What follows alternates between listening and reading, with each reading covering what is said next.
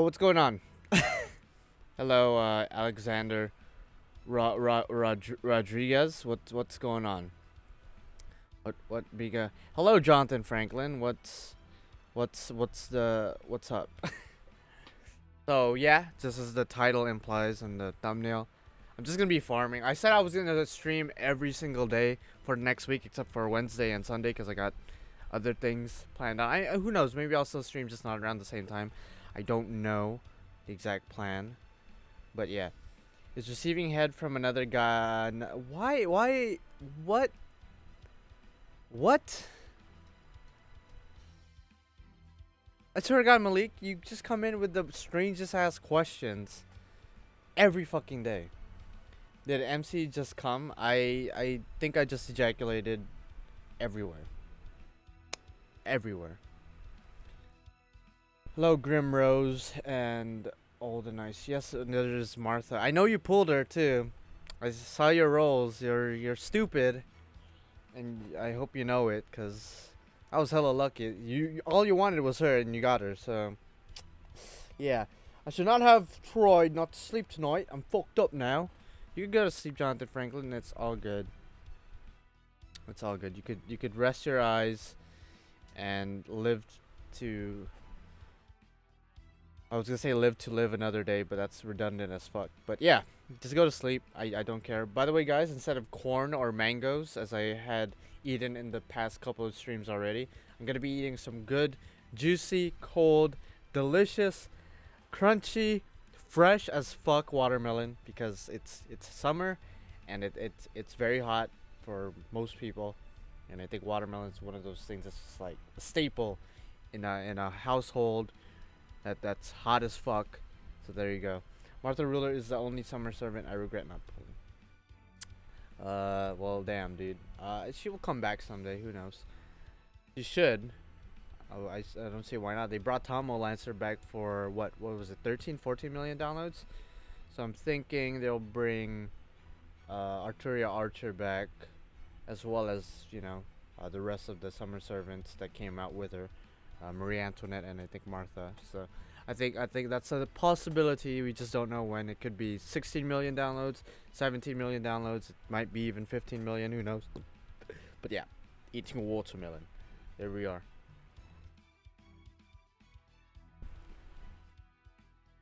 Some good ass, delicious watermelon. Also, I shouldn't talk with my mouth full, but this is my channel. Fight me about it. I wanted to pose a question to some of you guys, especially you, Jonathan Franklin, because you seem to be a very knowledgeable person in general. I'm not being sarcastic. That's 100% true and factual. You've provided information to the stream every now and then, and you seem to know your lore really well. So, question of the day. I have it blanked out for a reason. I'm gonna reveal it in a sec. So, because I want something to talk about while farming, because farming is kind of boring without talking to you guys. I don't really care about any first gen summer servant, Tom Momo and Martha. Also, I just like watermelons. Wow, dude. Okay, so but anyway, I'll ignoring your last comment there. So I wanted to make the question today slightly different, because we've all seen those versus battles on like Reddit or other threads online where it's like, oh, Gilgamesh versus this servant versus that servant, so on and so forth. And I've seen a couple of these threads on these two servants. But I wanted to ask my stream. I want to ask some of you people who are knowledgeable of lore and fate and all that stuff.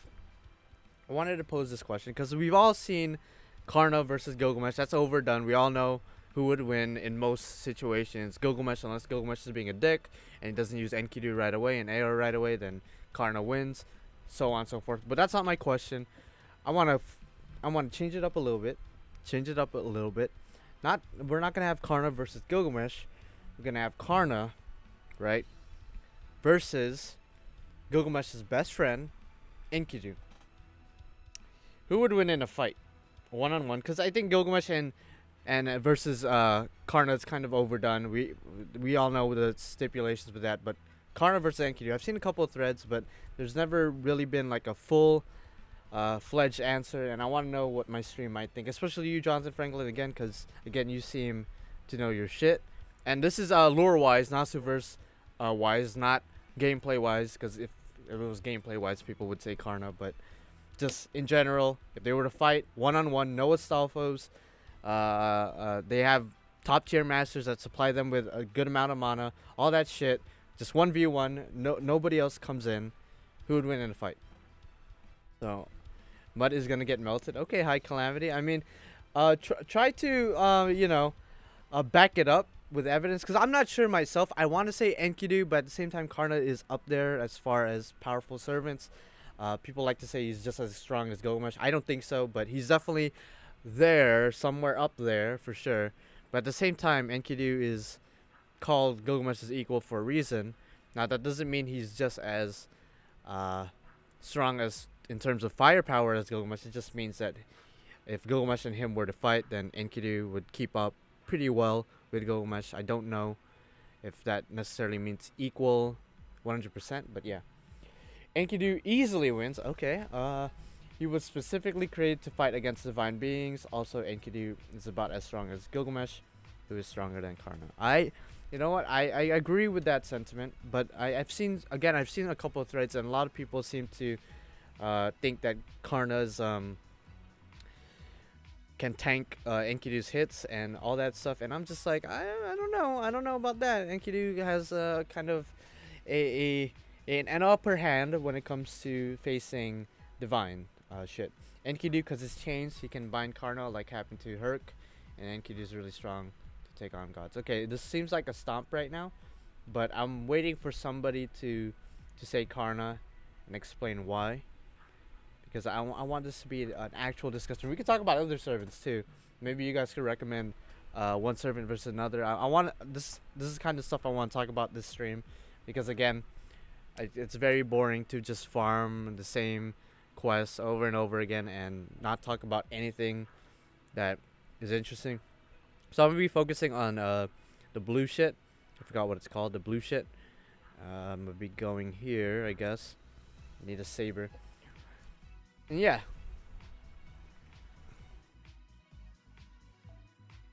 You say, Jonathan, you say that Enkidu easily wins. It would, like, are you saying that Karna has no chance? Are you saying that there's nothing he can do to pull out the victory out of his asshole? Are you implying that Karna would get stomped really hard? Also, don't forget Karna's terrible luck. That's true, yeah, his luck is pretty bad. And the fact that he, a very specific code of honor that might hinder him in a fight. Well, it's not, you know, I say both in character, and I do acknowledge that Karna is very much an honorable motherfucker. Like, we've seen it in the show, we've seen it in the games.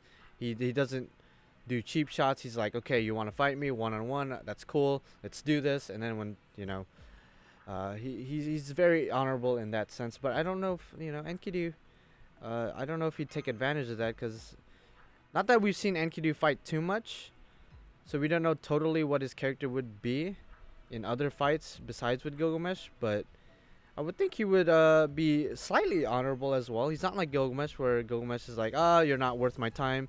I think Enkidu would definitely be like, oh, you want to fight? Okay, cool. Let's do this.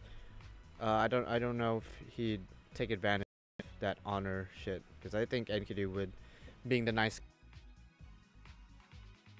You're not gonna miss too much because we are lagging right now.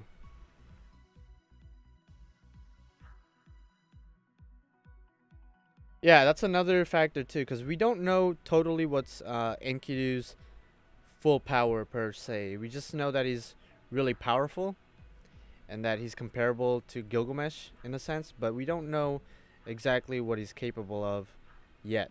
I hope someday if they animate Strange Fake, or the more Strange Fake content comes out and more Enkidu fights come out, maybe we'll get a better sense of what he is capable of.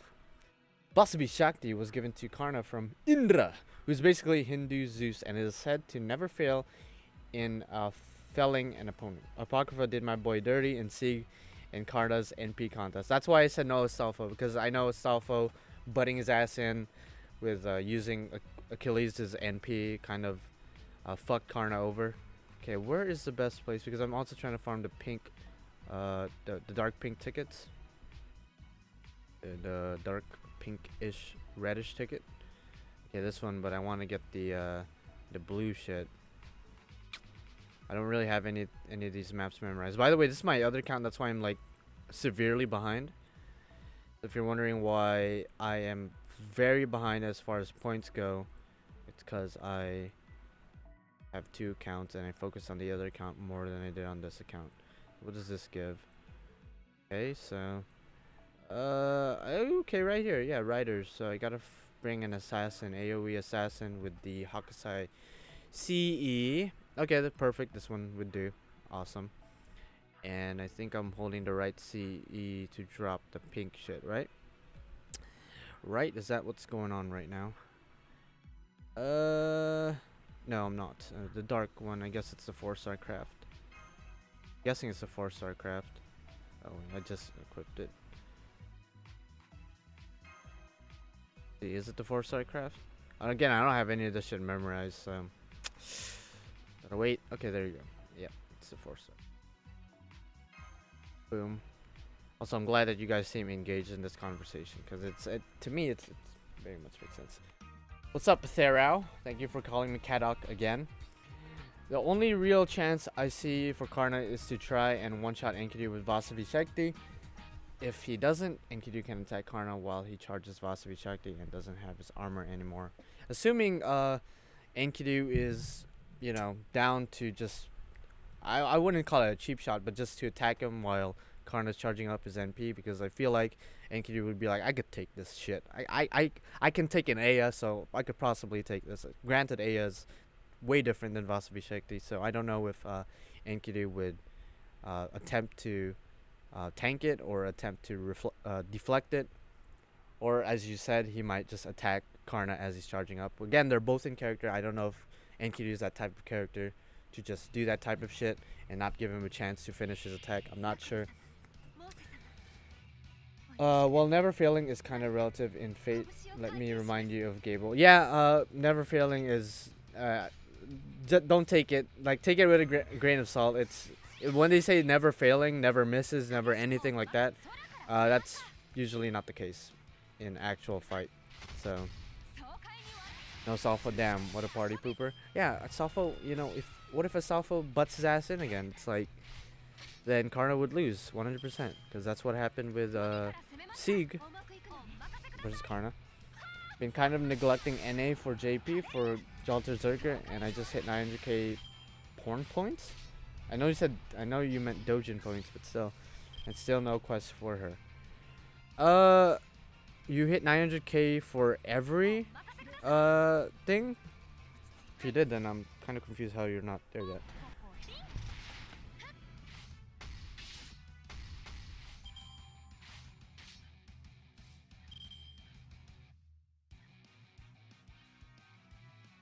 I'm texting somebody right now, by the way.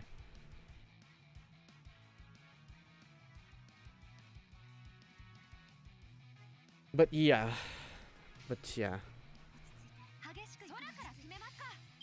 Just the Dojin points? Then you should probably farm the other things.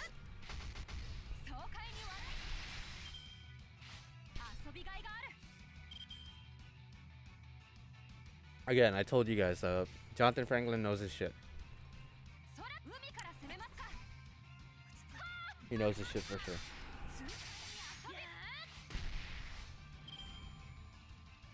Don't tell me it's 900k for all points. I mean 900k for all points if you want to get most of the materials. I don't remember, because I think I only had like 600k-ish for each shit, and I was already able to get all 5 Jalters. So I don't know the exact points you need to get for each of them, but I'm pretty sure you should probably farm each of them anyway, just in general. Probably focus on that.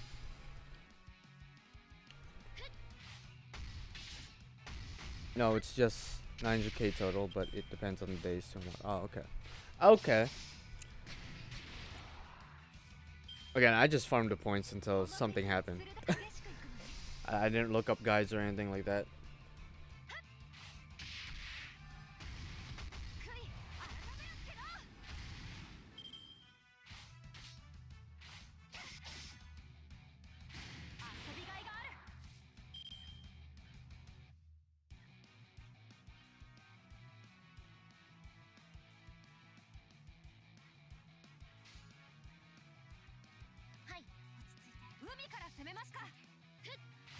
So are we in agreement that Karna would most likely lose? Actually, let's just change the question a little bit. If Karna, or I guess if Enkidu allows Karna to use Vasavi Shakti, will Enkidu, will he be able to take it? Like, not just stand there and, like, you know, just be like, alright, I'm gonna take it 100%. Well, like, would he be able to do something to mitigate the damage, or is he just fucked if he allows Vasavi Shakti to go off? Because I know Enkidu draws power from Gaia. I think that's one of his things. So I don't know if that's a factor that could help him in the fight. Maybe it can, maybe it won't. I'm not sure.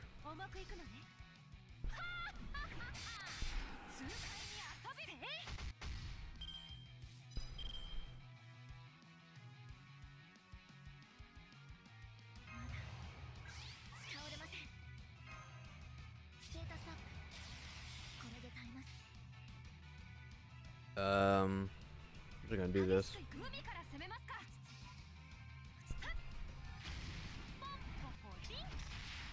How many people are watching right now? Because I had to close my tab because the stream started lagging a little bit. Okay, we got around a dozen people watching. Oh, she still died. Wow. Probably should use her NP. I didn't expect her to die.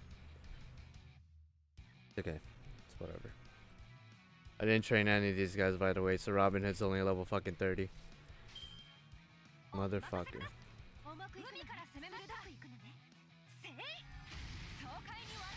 By the way, just some good ass watermelon.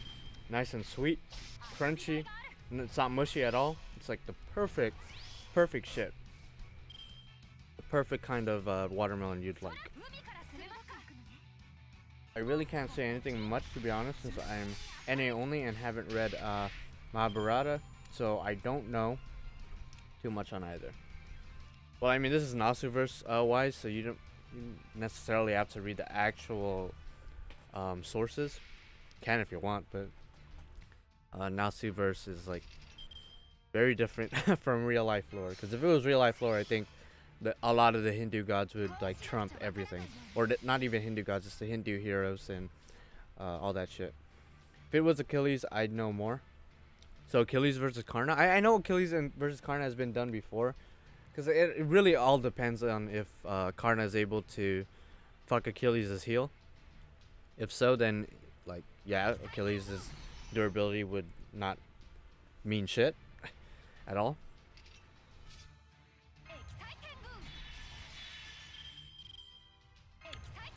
Alright, we're going in on you, Ozymandias. We are going in on you, Ozymandias. Don't know much about Enkidu. Yeah, I mean, there's not too much to know about Enkidu, to be honest.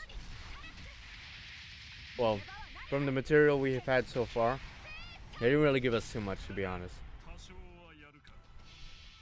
I don't know how strong Archer Karna compared to Lancer Karna. I think Archer Karna is a strong. Well, when I say Karna, I'm talking about Lancer Karna mainly, or only, because that's what most people identify him as.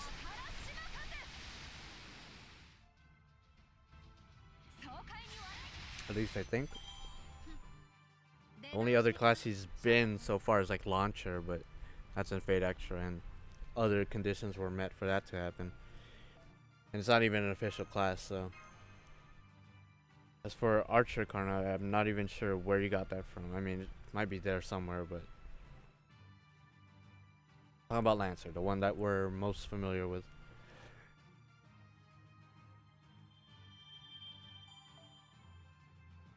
And the reason I paired these two up is because, you know, they're both very powerful Lancers, lore-wise.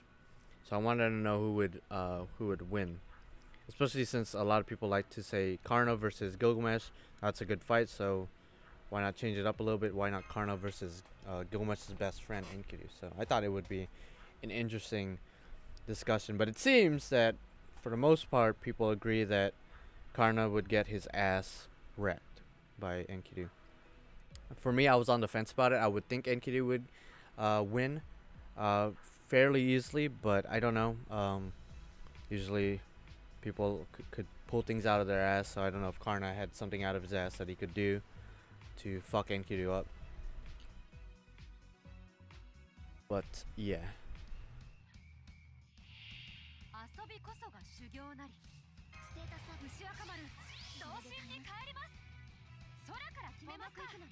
By the way, I still don't know because yesterday George Gomez, if you're watching, then you're a real MVP. If you're not, then someday, I guess. He did donate $30 to me yesterday in an attempt to get me to roll for Edmond Dantes one last time, because if you guys didn't watch the stream yesterday, I failed super hard to get Edmond Dantes, which was depressing. But yeah, he donated $30 so I could do another 10 shot. I just gotta wait for the money to come through, and I honestly don't even know which account I want to do it on, because on this account I don't whale on unless it's like I only pay for like paid gachas. That's it. Whereas my other account, that's where I whale on only. This is strictly free to play besides paid gachas. So I'm kind of hesitant on whaling or spending on Edmond Dantes on this account, because I want him in this account, but again, I don't spend on this account, so it's a weird kind of situation that I'm trying to like decide on. Do I whale on this account, or do I use the money on the Gil account and roll for Dantes there, even though I don't want Dantes over there. I don't know. I wouldn't say wreck, but it would be a good fight. I mean, again, it depends. Enkidu has high affinity against divines and gods and all that stuff. Karna kind of fits that criteria right there, so Enkidu would be a great counter against him. So whereas Karna, it seems that the best thing he has against Enkidu is, of course, his durability, but that's kind of whatever if Enkidu trumps divine in general. But he also has Vasavi Shakti, which is a very powerful, noble phantasm. But if he can't get that off, and assuming Enkidu has nothing to protect himself against that attack, then he would most likely win. But I don't know. I don't know how it'd go. Because I don't see Karna, like if Karna and Enkidu were to meet in like a battlefield or something, I don't see Karna using Vasavi Shakti right away. Like he's never done that as far as I know. I don't think he's done that. He usually fights it off and then he's like, okay, you seem like you're a worthy opponent, and this seems like the only attack that would be able to bring you down, so I'll use Vasavi Shakti. So I don't know. I don't know how it would go. Would Enkidu kill him before he gets that chance to even use Vasavi Shakti? I'm not sure.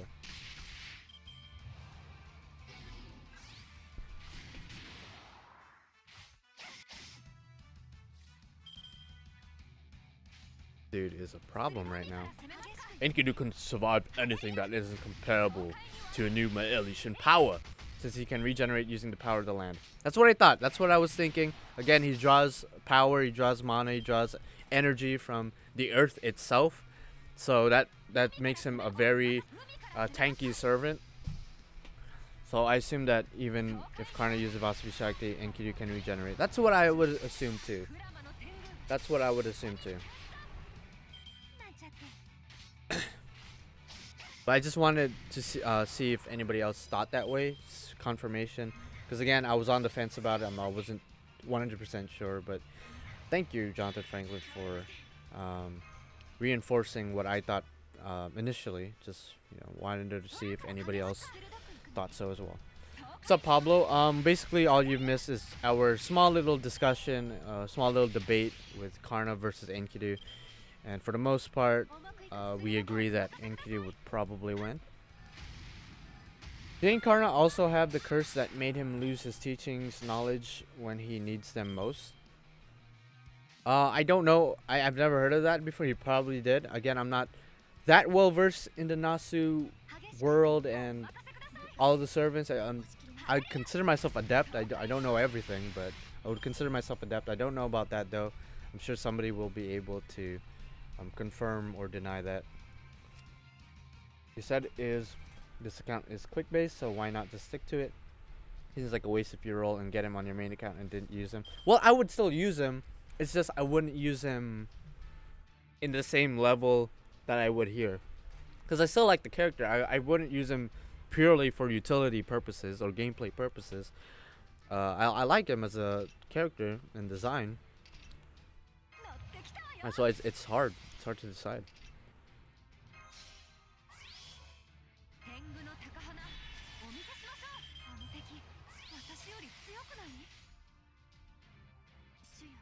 I'm gonna have to decide. I'm gonna have to decide soon, because I should be able to get the 30 bucks tomorrow, and then we'll see how it goes.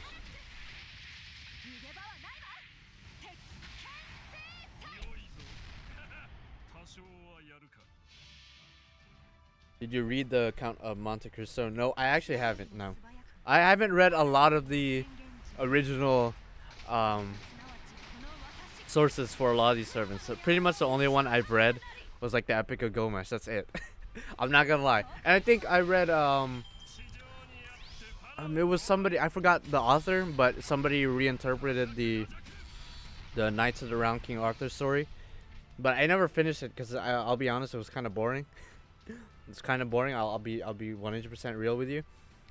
And of course, a lot of the Greek stories I think we've all read in school and just in general. So stuff like like Medea, I know shit, every shit about that. But as far as like well, it's not obscure, but it's just like, you know, stuff like Edmund Dantes, not really, no. The more popular stories, definitely, I think everyone has read it, knows the story and shit. The only alternative would probably be to use a weapon that targets the soul, since that's apparently a weakness of Enki. Yeah, yeah, that is a thing. Maybe you could also block his regeneration with the reality marble. Oh, that's a good. I didn't even think about that, because he gets power from the earth, but if you put him in another reality, like in a reality marble, as you implied, that could stop him from gaining energy. So yeah, wow. I never even thought about that, man. It's really interesting. I also read the story with Arjuna. I forgot what it's called. It's like super Indian as fuck, so I don't even remember the name. But I read it for class last year, and it was an interesting story. Arjuna isn't as big of a dick as you would think he is. It's based on the Nasuverse lore. They did him wrong, for sure. Ready for Ilya event tonight? Oh, it's tonight. I'm not ready. I had no idea it was tonight. I'm not really keeping up with like the dates. I just knew it was coming. But tonight, fuck. Okay, well, damn.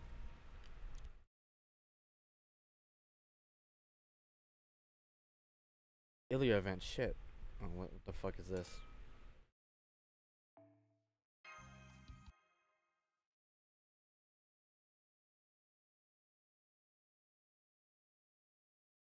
Was it the Mahabharata? Because if I remember how the story went, he was hesitant about going into war because he was about to fight like family members and shit. And then fuck, I forgot the god that like visited him, and he was like, yo, it's okay, you can fight. It's part of your duty. It's part of your shit. So you have to fight. And then Arjuna was like, alright, I guess I have to fight. So that's a very like crash course way to put it, but that's what happened. Ilya event for NA, right? Is it really coming out tomorrow? Apparently it's coming out tonight. Oh, tomorrow. So I guess the maintenance is tonight, but it's gonna be released tomorrow. Okay. That's usually how it goes. At this point, in my honest opinion, roll on the account that has better luck, or you have feeling the most that you will get him. Man, that's I don't know. I'll decide definitely soon. It's a hard decision. It also applied in America that a fully powered Rama could be more powerful than Karna or Arjuna. Yeah, I know. Yeah, it's crazy. Again, a lot of these Indian heroes, it's fucking OP, just in general.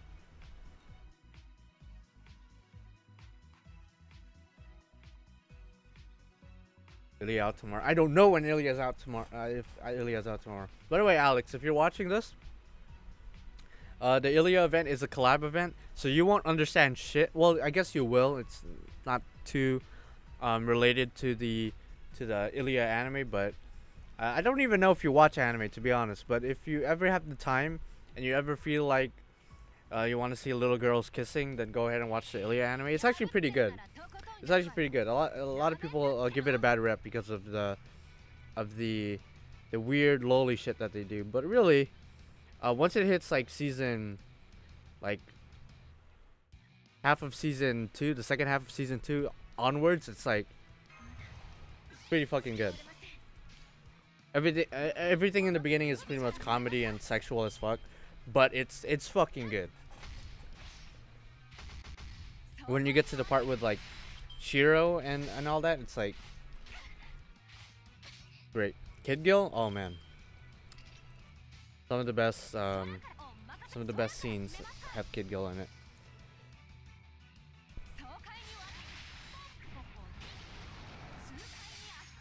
I never trained Rama, to be honest. I know he's a pretty decent crit saber, but I think Lancelot takes that spot as being the best crit saber.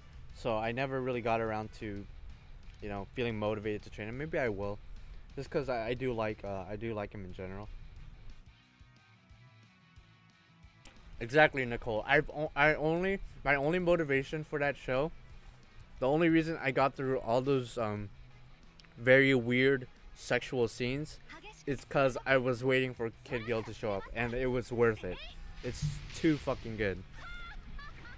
When he fought, well, like, spoiler alert, when he fought Angelica, I was like, it wasn't even a fight, it was just him like, yeah, my shit, bruh, my shit, bruh, and I was like, yo, no way. Lancelot outperforms Rama unless Merlin's involved? Yeah, I would think so, because, you know, Rama being a bastard. So it always has something to do with Merlin. This game is just, everything revolves around Homeboy. Actually, I'm a full combo. Fate Khalid is the second best Fate anime.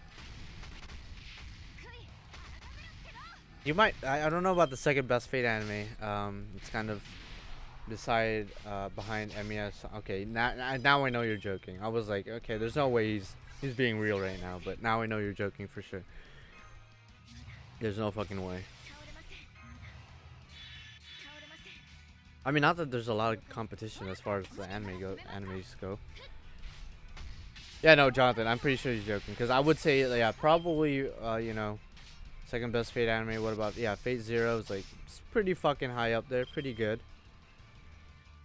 And that's an understatement when I say, yeah, pretty good. It's amazing. Yeah, and you better be joking, because there's no fucking way. You can't put the Emiya anime and Fate Khalid in front of UBW or Fate Zero or what's another good Fate anime? Shit, I can't even think right now.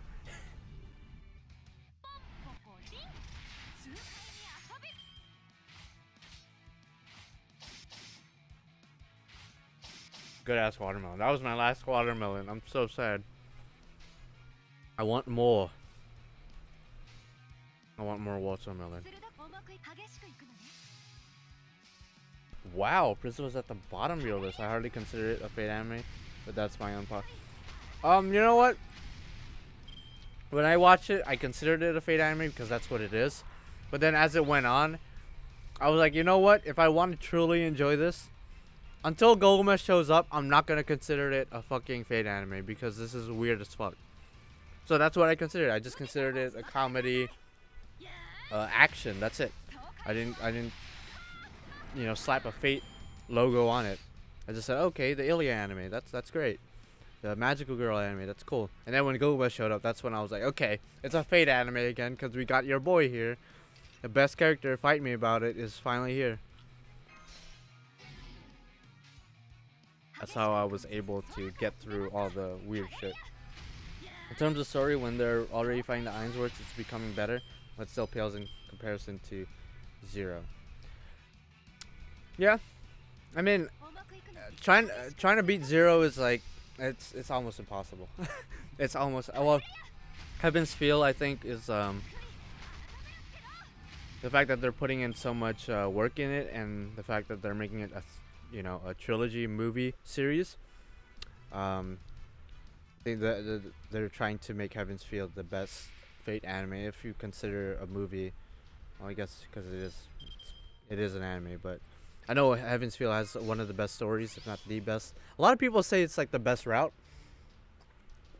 Don't spoil anything, but I want to know you guys' opinion. Is it the best route? Don't say anything though.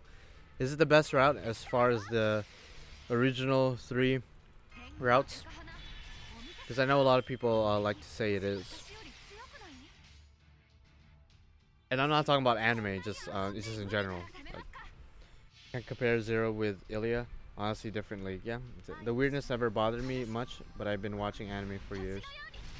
I mean, it's not, dude. I don't even know how to explain it. It's just like when you think about Fate anime, you think about like servants fighting servants. You know, these badass fights and all that, and then you look at Ilya, and you get little girls kissing for 70% of the first season, and then they fight every now and then, but for the most part they're kissing and fucking. Well, they're not fucking, but you know what I mean. So it was just kind of a weird kind of thing to consider it a Fate anime at that point, because at least with some another comedic I guess Nasu work like Carnival Phantasm, it's called Carnival Phantasm, it's not called Fate Stay Night Carnival Phantasm, so it doesn't have the Fate. I don't think it does it? I'm looking it up right now. Fuck it, because it's not just Fate. It has other Nasu works in it, but at the same time, you could watch it without considering it a Fate anime at all. Whereas Ilya, it says Fate Khaled, so you kind of have no choice. Heaven's Feel had the best story out of 3. Okay, so that's it. Darkest route for sure. I mean, dark, if you have a dark story, if you make it right, then it could pull through. I don't like too dark stories. I kind of like, you know, a mixture of like dark and like comedy. So yeah, that's how I roll, because if it's too dark, then I'm like, damn, this is depressing. But I think they're doing it right so far with what I've seen. My ranking would be first Fate Zero, 2 Carnival Phantasm, but Carnival Phantasm is okay, but UBW, Apocrypha, Dean Fate, Ilya, and I won't rank Heaven's Feel until all 3 movies are done, and I haven't seen Last Encore. Great Apocrypha is my favorite, even though I know it isn't that great. I really like the characters in it. See, I'm glad there's people like you out there, because I feel like Fate Apocrypha gets a very bad rep for a lot of different reasons, and I'll be honest right now. Like, I share your opinion. It's not my favorite. I'll stop myself there. It's not my favorite, but I did thoroughly enjoy it. I liked it. I won't say I loved it, but I really liked it. The only kissing is Kuro sapping mana from people, and she doesn't even appear in season 1. In Heaven's Feel, Gil was unfortunately heavily underused. Yeah, I know. I do know that fact. I don't know exactly to what extent and what the context is behind that. But I'm prepared. I am prepared. I am prepared for whatever's coming my way. I am as prepared as I can be.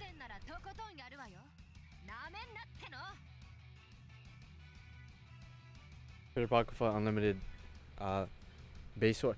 Yeah, they use that sound effect a lot. Every time somebody got hit, it was like boom. It was like, okay, why is it always the same sound effect? Like, you can't change it up a bit. Like, there was always that boom kind of noise. Your ranking might be different. Yeah, when Babylonia drops, I don't care what anyone fucking says. The animation isn't as good as UFO Tables Fight Zero UBW.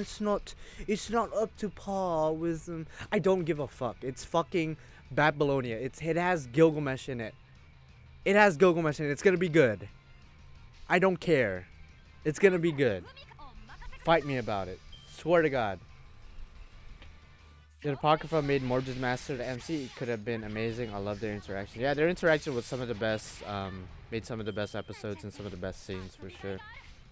I like their dynamic that they had going on. But sadly, they weren't the main characters. Apocrypha wasn't terrible. There were parts I can genuinely enjoy a lot, such as the scenes with Mordred. Yeah, exactly. But there were also parts that disappointed me. I agree. I wish it's Mordred and his master. They're more interesting than everybody. I think that's most people agree with that sentiment for sure. For sure.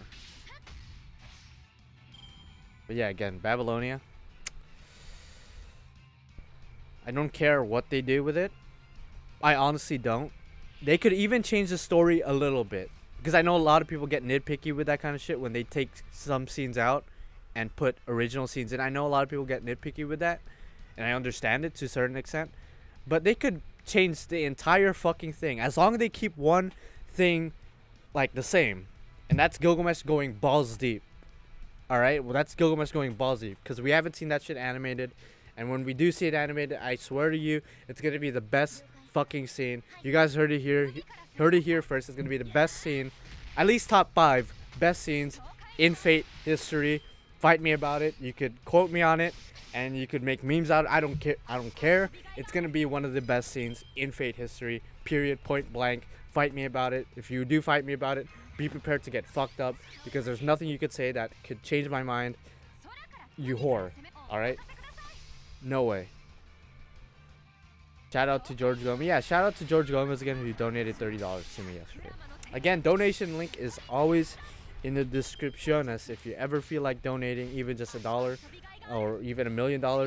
If you do donate $1 million, then I will question your sanity for sure. But I'll also be like, wow, a millionaire or a possibly billionaire is watching my stream right now. That's very interesting. And I thank you for choosing me to give $1 million to. I will make good use of this $1 million. 100K will be going into quartz.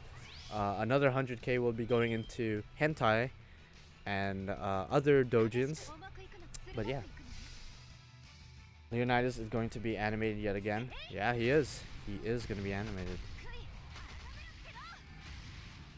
Even Sieg wasn't that bad. I've seen worse protagonists, just not from Fate. There being something even worse isn't a good excuse to create something. Man, all this Sieg bullshit that I hear, I don't know. Again, it's not just Fate Apocrypha. It's, if I were to be more specific, I want to say Sieg gets a bad rep for the most part for not that great reasons. This is my opinion. I don't think, like, is he like an uninteresting character? Yes, but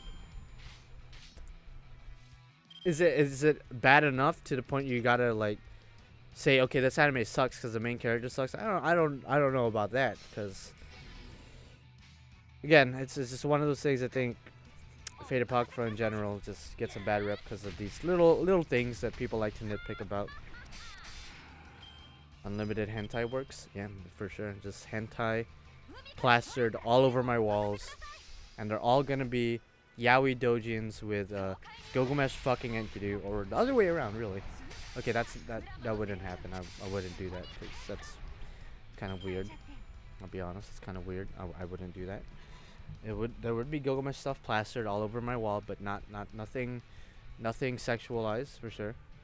Emiya over Sieg. Ooh, shit. I don't. Archer Blades, you're kind of pushing it now. You're kind of pushing it. Emiya. Ooh. I mean, your opinion, bro. I'm not gonna judge you. That's your thing. Obviously, your name's Archer Blades. You have Emiya on your profile pic, and I know that Rin is one of your, if not the waifu for you. So I know you have a thing for Emiya, but yeah. Many anime have a major problem with the MC. I almost always prefer supporting cast or antagonists. Yeah, pretty much, yeah. As you guys can see, I don't give a fuck about Shiro, and I don't even talk about Sieg that much. I usually pay attention to, like, oh, Gilgamesh, oh, Achilles, fucking Mordred, and all these other characters. It's just much more interesting. Oh, Babylon gets 24 episodes. Yeah, I don't know. I don't know. 24 episodes, maybe. I mean, I don't know how long the story is. I don't know if they could extend it to 24 episodes.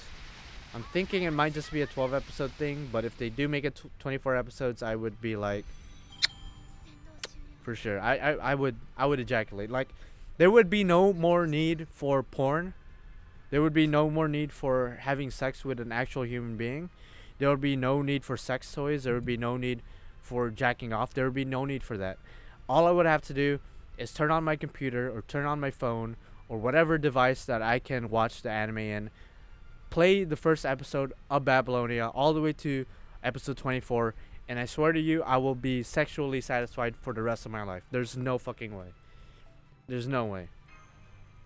Like, I would not get tired. I would literally rewatch it just to get a fucking my sexual appetite quenched. That's it. I honestly don't think Sieg was that bad. Yeah, he was blind, but it made sense and it fit well with John. Yeah, I mean, that, again, one of those things where I just feel like people hate him just to hate him. No real good reasons I see, to be honest.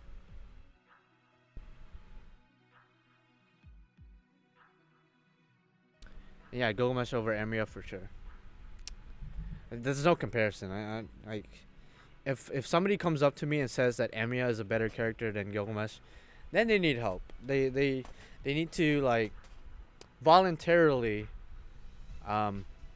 get themselves into like a mental asylum or some kind of therapist or whatever. They need to voluntarily do it because they need to know that there's something wrong with them. If they don't know, then there's no helping them because it's so obvious. It's so obvious that they have to know that there's something wrong with it. Animated Castigal is all I need to get off. Animated Castigal and animated serious Gilgamesh. Oh man. Oh man. Again, besides Fate Strange Fake, there's nothing else I'm looking forward to be animated from the Fate universe. You could say, oh, how about Fate Prototype? You know what, Ozzy's cool and all that shit, but compared to Gilgamesh, there's no contest. There's just none. And if you consider Tsukihime to be it's part of Nasuverse, but I specified Fateverse. That's a totally different beast. So if that gets animated, that's gonna be its own different hype train. But as far as Fate, 100% Fate shit, Strange Fake is the only thing I'm looking forward to at this fucking point. Because Gilgamesh versus Enkidu, that's the only thing that could trump fucking Gilgamesh versus Tiamat. There's no way. By the way, what's the difference between Emiya Alter and Emiya? One has lips, the other one doesn't. One is darker, the other one is dark but not as dark. One has shorter hair, the other one has Gilgamesh's hair pretty much.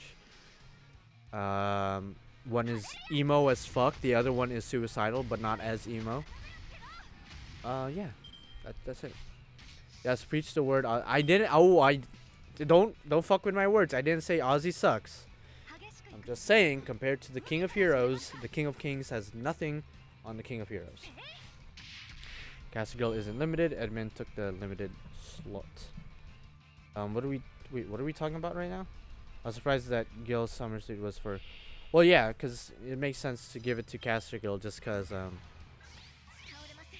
Gilgamesh is a limited servant. Archer Gilgamesh is a limited servant, and it would not be wise for them to give two limited servants a costume.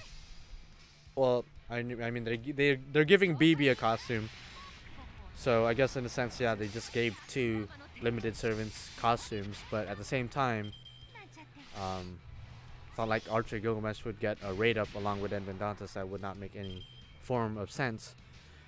There's only a handful of servants that deserve to stand with the King of Heroes in the gacha, and I don't think Edmund Dantes is one of them. I see you, John Plushie. Yeah, John's right here. She's listening to me trying to defend Fate Apocrypha because that was her anime. And don't worry, John, it wasn't that bad. Just a lot of people have a lot of problems, a lot of nitpickiness, and a lot of people like to compare it to UFO Table. It's okay. It's okay. I see it for what it is. I see it for what it is. So we good. We good. Alright. Emi Alter is corrupted because him pursuing to kill Kiara. I knew that, but I was just being sarcastic. Yeah, Kiara fucked him up because he killed a lot of Kiara's cult members, and it really fucked him up in the head. A lot more than Emiya, normal Emiya, killing just random ass motherfuckers. I prefer my Musashi plush. Oh my god, if you have that Musashi pillow, you son of a bitch. That Musashi, what's the proper term? It's not pillow. It's not plush either, it's something else. But if you have that Musashi shit, you are a bastard, because I really wanted it. Right when it was up for pre-order, I was like, oh shit! And I tried to pre-order it, but as soon as I clicked pre-order, it was like, oh, sold out. It was like, wow. A lot of people were really waiting for this. Okay. It literally said pre-order. Click the shit to pre-order, and it was like, error. It's not up for pre-order anymore. It's too late. And I'm like, okay. I see how it is. I see exactly how it is. Thank you, the people out there who pre-ordered it, who stood up all night just to pre-order it. You sons of bitches. This is a Nesoberry. I don't know about the Musashi one. Isn't exactly a Nesoberry because it's just her head with like her little stubby arms, and that's it. It's the same one that Osakabe has in her room. I had to pay double because I missed the initial pre-order. Where the fuck did you order it? Because I want to know. How do you like Martha Ruler? I think she's pretty good. I like her. She's cool. I enjoy Apocrypha. It's flawed, but it was a good watch. Exactly. Everything has their flaws. It's just that some people like to take those flaws and make it bigger than it actually is. Like when people were like complaining, like, oh, if you freeze the frame at this exact second, then you will notice that the animation looks like shit. It's like, that's like 90% of anime out there. That's like 99.9% of anime out there. If you pause it at the right fucking second or the right couple of seconds, it's gonna look like shit. That's how frames work. If you guys took any animation course in your life, I've taken a couple of animation courses, you should know that not every frame is gonna look godlike. Unless you're fucking UFO table and you just have the best people working for you. There's no fucking way. There's no way. Even in some UFO table shit, like if you just pause it the right second, it's gonna look like shit. Trust and believe me. It's just people like to be nitpicky and like to be assholes. That's it. It's just her head and nubs. You son of a bitch. You son of a fuck. Son of a bitch. I wish I had it. I wish I had that Musashi shit, but nope. Pre-order was gone, man. It was gone. Apocrypha's fight scenes towards the end were pretty cool, but poor Karna, he was screwed so hard. I mean, that's just the story in general. I'm pretty sure that same shit happened in the light novel. Karna getting fucked up. Hello, yeah, I don't know how to say your name because it's in a different language, but Umu indeed. I believe Karna would win. Okay, I mean, if we're gonna go back to that discussion, at least explain why, because we've already kind of established that Enkidu, for the most part, would more than likely win. Probably 80% of the time he would win. I wouldn't say 90 or 100% of the time, but definitely 80, maybe even 70% of the time Enkidu would pull off the win, for sure. You know, if it was Gilgamesh versus Karna, I would say 90% of the time Gilgamesh would win, unless Gilgamesh super underestimates him. But we know from Fate Extra and Fate Extella and all that other stuff that Gilgamesh does see Karna's potential to be a threat, so I think he would take him seriously right away. I don't think he would underestimate him, and he would probably kill him right away. That's why I say 90%. That 10% is that off chance that he decides that, you know what, I know you're powerful, but I'm still gonna play around with you because that's what I do, because I'm the king of heroes. You ain't jack shit. And then Karna would be like, you know what, that's cool, that's your prerogative, but I'm about to blast you with Vasavi Shakti, and there's not a damn thing you can do about it. And then Gilgamesh would be like, oh, okay, cool. I just went on a tangent. Awesome. Just went on a tangent. I love Babylonia, and it's the best chapter to animate, but we need Jalter animated one day. They're definitely going to do it just because, you know, Jalter is a very popular character. They have to animate her just to make the fans happy. Just to make the fans happy. I'm already getting my #1 waifu, Arishigal, but damn, I want my edgy. That's right, Arishigal is in Babylonia. That's going to be awesome. That would be awesome. I want Guda Guda 3 animated. Ogitan is best alter. Ooh, yeah, that's something else. That's a whole nother can of bullshit that, well, not bullshit, but just another fight you're picking. I despise Jalter and everything she stands for, except her concept is cool. Wow, we got a hater in here, man. We got a hater in here. Go ahead and get rid of these useless crafts. Excuse me. Just to make some room. Fight me. Explain your logic. Karna have that lance that kills gods, and plus his armor makes him to not to take damage. Do you not know what Enkidu can do? He's pretty fucking good. I mean, I would explain it, but I feel like somebody in the chat will explain it better than I can. So I'll go wait for their response, because it's gonna happen, and then you're gonna be like, wow, that was actually a good response. GG no re, for sure. Also, and if you're talking about the fight against Gilgamesh, then there's something physically wrong with you, because yeah, Gilgamesh would 90% of the time whoop his ass, for sure. Enkidu 80, maybe even 70% if you're being generous. 70% of the time would win.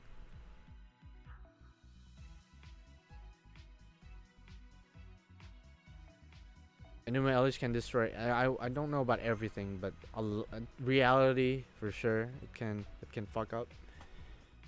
It has a very strong damage output in general, so it could do things on par with Excalibur and even further. I don't know about everything. I don't think it could destroy everything. Okay, someone in chat explain to me. Not Gil, I'm talking about Karna versus Enkidu. Okay, I was about to say, I was like, because we talked about this earlier and we've already come into an agreement, but since you came in slightly late, I'm sure somebody will get you up to speed with what be going on. Because I could explain it, but my explanations, I'm a better typer than I am a talker. I'm sure you guys could probably notice that. So yeah, wonder how good King Hassan's NP would look animated. Yeah, because he is going to use it on Tiamat, I believe. I mean, to be fair, even in the game, it's nothing that crazy. It's literally him doing this, and then bells ring, and then that's it. So I don't know how good it's going to actually look in the anime. It's going to look epic for sure, but don't expect too much. It's literally just him talking, walking, darkness shrouds around, and then he's like, yeah, fuck you. That's pretty much it. Enkidu specifically created to fight divine beings, can regenerate form, basically nothing, and has a Gate of Babylon like NP as well. Yeah, we didn't even mention that earlier. He has his attacks are very similar to the Gate of Babylon, except that he makes weapons out of the soil and out of the ground, out of the earth, basically, and basically whoops ass with it. MC, did you know that Enkidu has an NP that's very similar to? Yes, I did know that. When it comes to like Enkidu and Gilgamesh, I want to say I know a lot. When it comes to like somebody like Karna, not that much. But yeah, I do know that Enkidu's NP very similar to Unlimited Blade Works, except he doesn't have to employ a reality marble. He just has to be like, all right, boom, swords and shit come out of the ground and just whoop ass for sure. How does he have Gate of Babylon? It's Gate of Babylon-esque. It's similar. It's more comparable to Unlimited Blade Works because he creates it. He doesn't own the weapons. He just creates it out of the soil, out of the energy of the earth, out of the land, and all that beautiful stuff. You don't actually see it when he fights in Fate Grand Order. You don't actually really see it. But if you read the manga and his fight against Gilgamesh, you should. It's pretty obvious that his attacks are very comparable to Gate of Babylon and Unlimited Blade Works. Because their fight was like, even though it wasn't animated and I just read it from the manga, it was pretty fucking epic. I find that knowledge puts an interesting additional layer to Gil's hatred for Mr. Faker. Yeah, because he's like, yo, your noble phantasm reminds me of my best friend Enkidu. You're a son of a bitch. Fuck you, you whore. What if a hero has an ability that poisons the earth, like Pale Rider? Yeah, Pale Rider in Fate Strange Fake is one of the only servants that could actually pose a threat to Enkidu.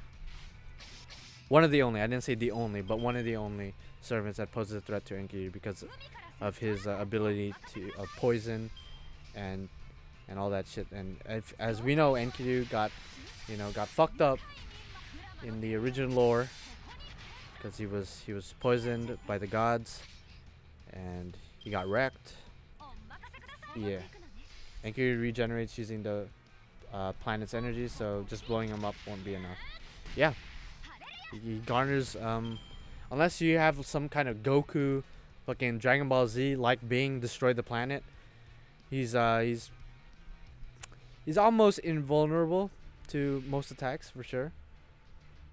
You just have to find a way to get him out of the earth, maybe detach him from the earth, and you should be GG Nori for sure. Really interested how Fate Strange Fake will take him out, assuming he doesn't win the Holy Grail War. I don't think he will. Is Fate Strange Fake already done, by the way? Like the actual novel? Because I know the manga is not even close to finishing, but from what I found online, because I found some translations of the entire light novel and tried reading it, I don't know how far it goes. So I'm just wondering if it's already done and we know the victor of the war. Granted, it's not a traditional Holy Grail war. It's a very weird war with like 1 million servants inside. Like not 1 million, but a fuck crack of servants. MC, what happened if Gomesh, King of Heroes, fight his caster form in anime show? They shouldn't do that in the anime. They don't interact because it's this whole weird thing that Caster Guild dies, but right before he died, he prepared this ritual to make sure he summons his archer form. So they don't actually interact like that. But if they were to fight, the King of Heroes would most likely win just because Caster Guild, his thing is that he doesn't have a lot of the weapons that Gilgamesh does because he gave them all to his people and all that shit. So wouldn't any Reality Marble user beat Enkidu easily then? I would think so. Again, we've never seen that kind of fight go down, but I would think that would probably happen. So if let's say Enkidu faces Emiya uses unlimited blade works, Enkidu is no longer in the same reality as the planet. Now he's like, okay, now I can't gain power from the planet. But that, I don't know if that necessarily means he would lose easily. He would probably lose, but easily is kind of like, I don't know about that. Yeah, Enkidu's not exactly weak. He's not exactly weak. Like, his connection to the planet definitely helps him in a lot of fights. But to say that he would lose easily against somebody like Emiya, probably not. Maybe somebody like Iskandar, maybe. But Iskandar does have some divinity, so I think Enkidu would, as long as he takes out Iskandar and doesn't have to deal with the entire army at once, I think he would be able to win. But yeah, interesting stuff. If that is so, then nobody, not even Gil, could kill him. But somehow the gods kill him, but Karna, Lance kill gods. It's a different situation. You oversimplify it too much. The gods were able to kill him because they inflicted a curse, a poison, a divine curse on Enkidu that Enkidu is unable to take. They didn't actually go down there and fought him. Like against like a physical fight, Enkidu would win. Against something like much more, I guess, omniscient, then Enkidu would lose. So it's different. It's different. You oversimplify it too much. And yes, Karna could kill gods, but in a fight, we got to keep in mind that there's a difference between a physical fight and getting cursed. There's a difference between getting stabbed or taking a nuke to the face versus getting your soul cursed, getting your entire spirit broken. There's two different things. So not sure if your argument stands at all. Enkidu can still be harmed with conceptual attacks. Yeah, exactly, conceptual attacks. That's the word I was looking for. So conceptual attacks could fuck him up. I don't know too much about Karna, but I'm pretty sure Vasavi Shakti is not a conceptual attack. You could correct me if I'm wrong. It seems more like a physical attack where it blows shit up and it's like damage output 1 million, but yeah. Poison Shuten. I I don't know if Shuten would win because, you know, Shuten is... She's drunk most of the time. So if it was Shuten versus Enkidu, Enkidu would be like, yo, what up? Shuten would be like, yo, you want a drink? And then Enkidu would be like, yeah, sure. But after I whoop your ass, and then Shuten will be like, okay, sure, suit yourself. I'll just drink this by myself. And then Shuten would get fucked up. I don't know if it'd go exactly like that, but for sure not like that. Also, Enkidu could bind Karna with his chains, while Karna charges Vasavi Shakti and doesn't have his armor. Very true. Again, it is one of those things like, would Enkidu do that though? Would his character allow that kind of scenario to take place? Or would he be honorable and be like, you know what, I'm gonna let you charge Vasavi Shakti, let me charge my Enuma Elish, and then we could go in balls deep. I don't know how exactly the interaction would work, but assuming Enkidu is like, nope, I'm not gonna let you do it, then yeah.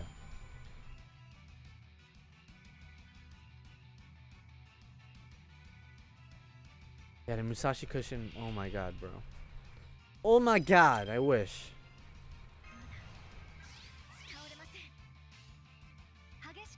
I wish I was there to buy it online. You have a mini Musashi plush, you son of a bitch. You should see my my brother's Rin shrine. It's something else. It's something else for sure. If I ever decide to vlog or just to show you guys just like in the 10-second video his collection, it's ridiculous. I don't know if it's the most elaborate Rin shrine in the universe, but it's a Rin shrine, and it's like, bruh, it's at least, it's over $1,000 for sure worth of, like, probably well over $2,000 even of figures and other merch of Rin / Ishtar shit. It's pretty crazy. The only thing he's missing is like an autograph from her VA. I was discussing Gilgamesh versus Ozymandias based on their origins with a friend, and he's a philosopher, so he brought up that Babylon is the root of Western civilization. I mean, if we're gonna talk about real history, yes, I guess, yeah, for sure. When I took comparative world cultures last year, and we talked about Egypt, we talked about Babylon, we talked about some of India, a lot of the early Western civilizations, a lot of the early European / Asia civilizations, African even. The first thing, of course, we talked about was Babylonia, because that's pretty much our first evidence of like actual civilization. Yes, there were like, you know, what do you call them? People that just like, what's the word I'm looking for? People that just like travel around, foragers, I guess. I think that's the word. There were foraging like groups and stuff, but not like a full out like city and stuff. That was basically what was going on in the Mesopotamia area.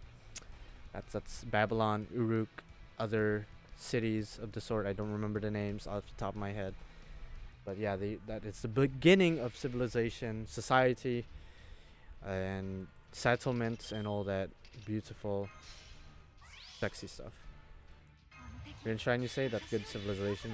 You want to see the Rin Shrine Archerblades? Do you have a Rin Shrine Archerblades? Because again, I know that she is your waifu. So I'm wondering if you have a shrine as well. You know, I love Gilgamesh, but I'll be honest, I'm not rich enough to have a shrine. So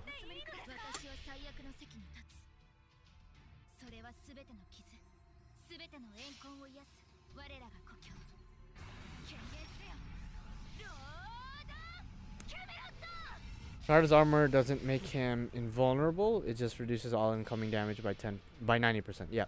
So he still takes a 10%.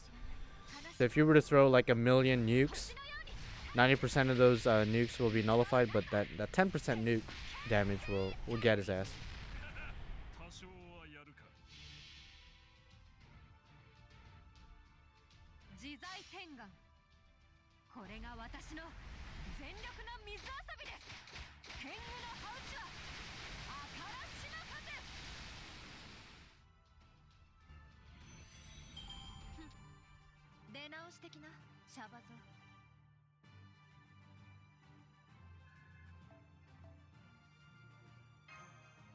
very slow point accumulation right now.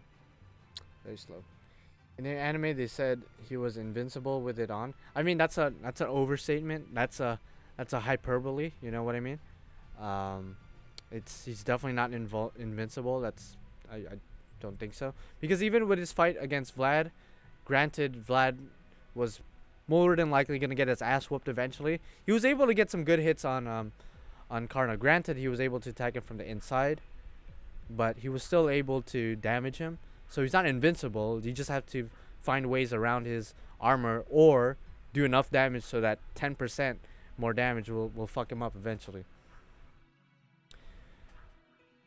So with this weird, complicated thing going on with his armor for sure.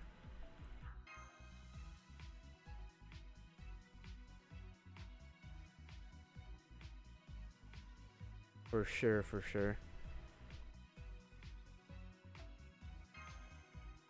Where's that NP3? Ushi Wakamaru. How long have I been streaming, by the way? I've been streaming for almost an hour, I think, probably. Something like that. I can't see it right now because I don't have an extra tab open because I don't want to fuck my internet up. But let me know, guys, if how long have I been streaming for.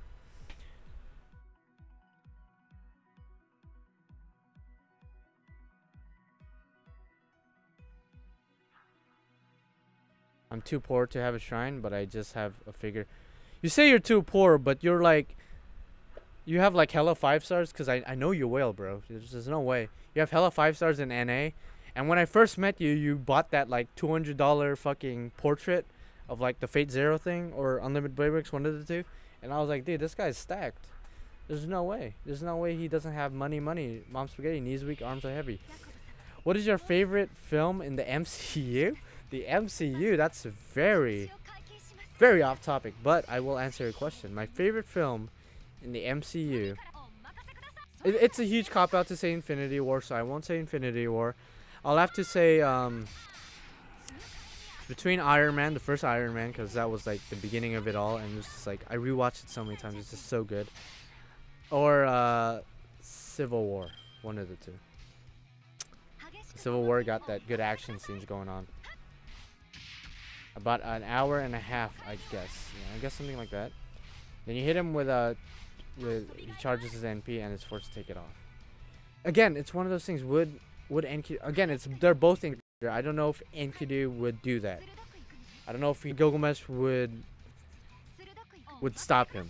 He would probably charge up Enuma Elish, or he would prepare something else to tank the hit. But I don't think he'd stop him, because if you remember his fight with Iskandar, he let Iskandar use his Noble Phantasm, his reality marble. But that's because I guess he knew that he had a easy out to that Noble Phantasm, so he's like, oh, I'll let Iskandar do it. I won't stop him. I could easily chain him up right now and just kill him, but I'm not gonna do it because I want to see what he can do. I want to give him a chance.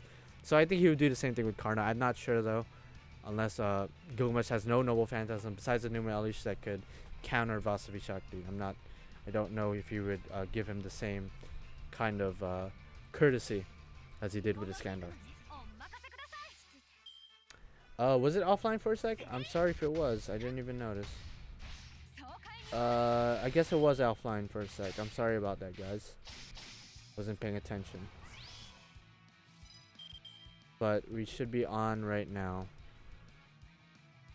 We should still be on. I think. We're on right now, right? The Strange Fake manga still ongoing? Yes. I don't know a lot about the light novel, but I'm pretty sure the anime or the manga is still a thing. What's going on?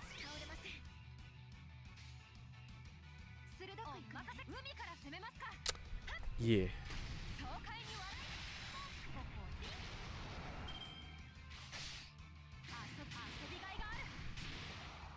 Okay, but isn't that a demerit? A warrior needs an armor, especially when fighting and preparing his ultimate attack. Yeah, I mean, yeah, that's the point. Like, he has the armor, but as soon as he uses Vasavi Shakti, he has to give it up. That's kind of the trade-off to using a very powerful Noble Phantasm like Vasavi Shakti. Takes a lot of mana, and it takes his armor away. And if you're able to tank his NP or counter it somehow, then your chances of winning against Karna just skyrockets. Granted, he's still gonna put up a good fight for sure, but as we saw against Sieg versus Karna, it was only a matter of time. Enough force. Who would have enough force to punch through his godlike armor that is attached to his skin? Achilles, Arturia, Gil. I don't know about Arturia, but there's a lot of very powerful servants out there for sure. And if you look at some of the first servants in Fate Strange Fake, like Alcides or Heracles, it's more Alcides, but if you guys don't know, it's also Heracles. But it's him in his human form, so Alcides. He's a very powerful servant too. That would definitely give Karna some form of challenge, because he gave Gilgamesh some form of challenge, so I would think he would do the same thing with Karna. I know that Karna is strong and he is not dumb, but armor is a must. He'll be in a disadvantage in that case. This debate is going on longer than I thought. I thought it was over an hour ago, but hey, I like seeing the brain juices flow. I would have to see them do it to believe it. Then they're probably never gonna see it.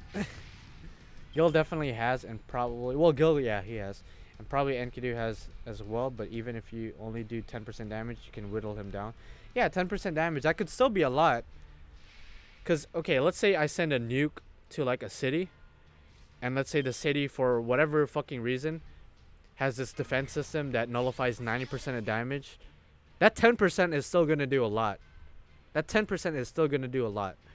So to say that 90% of damage being nullified is like, you know, it's not a lot if you're able to throw a big ass punch or a big ass nuke or something that's just big enough that 10% is still gonna be lethal for sure.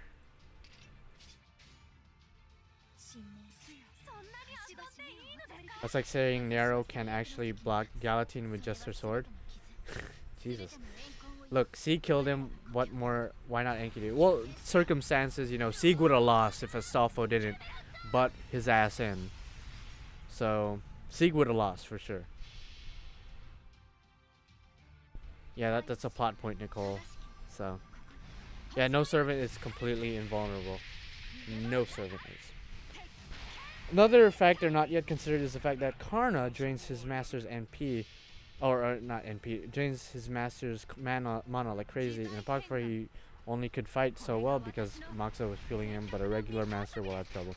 Well, I didn't include that into the stipulations. Let's just assume that the master has, I won't say unlimited mana, but let's say he's like, he or she is like Tokiomi level, where he has a lot of mana for sure. Or like, not even Tokyo, like let's say I guess Tokiomi is like has like a lot of mana because he's like very well trained in the arts of magic and shit. So yeah, I guess let's assume they both have some Tokiomi level masters supplying them with mana.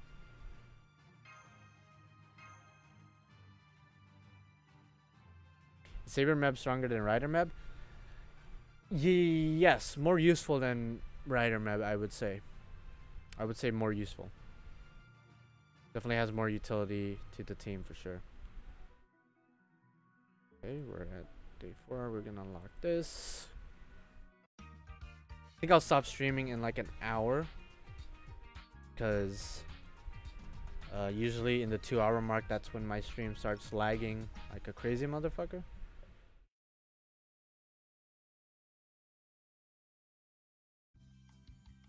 Oh, Yagi's ugly ass. Look at that ugly bitch.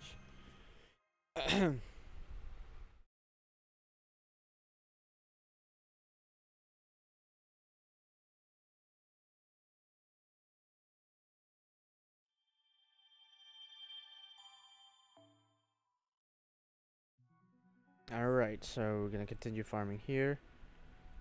That stuff. I think I'm only gonna farm to like 300k, and then that's when I'm gonna stop streaming, because this is taking a lot of time. Well, until they actually fight, I consider it a standstill. They're never gonna fight then. I mean, it's like it's like me saying, well, I guess this is a horrible comparison, but it's like saying, oh, Gilgamesh versus Edward Teach, who would win?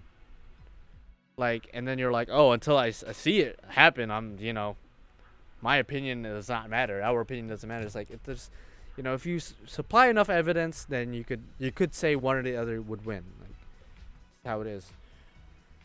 No human without outside help can sustain Karna at full power in a prolonged fight, while Enkidu can draw energy from the planet to compensate. Okay, well, there goes that. There goes Tokiomi. Tokiomi's dead as fuck.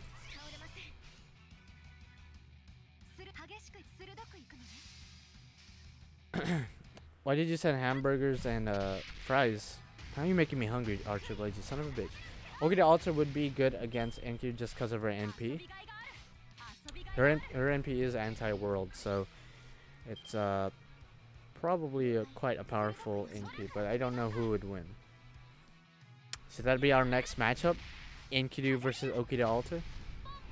Or let's go change it up. Let's go have a different servant beside Enkidu, because Enkidu, we know a bit of him, but we don't know too much. So it's kind of hard to say what his feats are, what he can do. So yeah, who would be a good fight? Who would be a good fight? You guys decide, because you know I could say some bullshit, but I want to know what you guys would like to invest yourselves in for the next couple of minutes on a little debate kind of thing.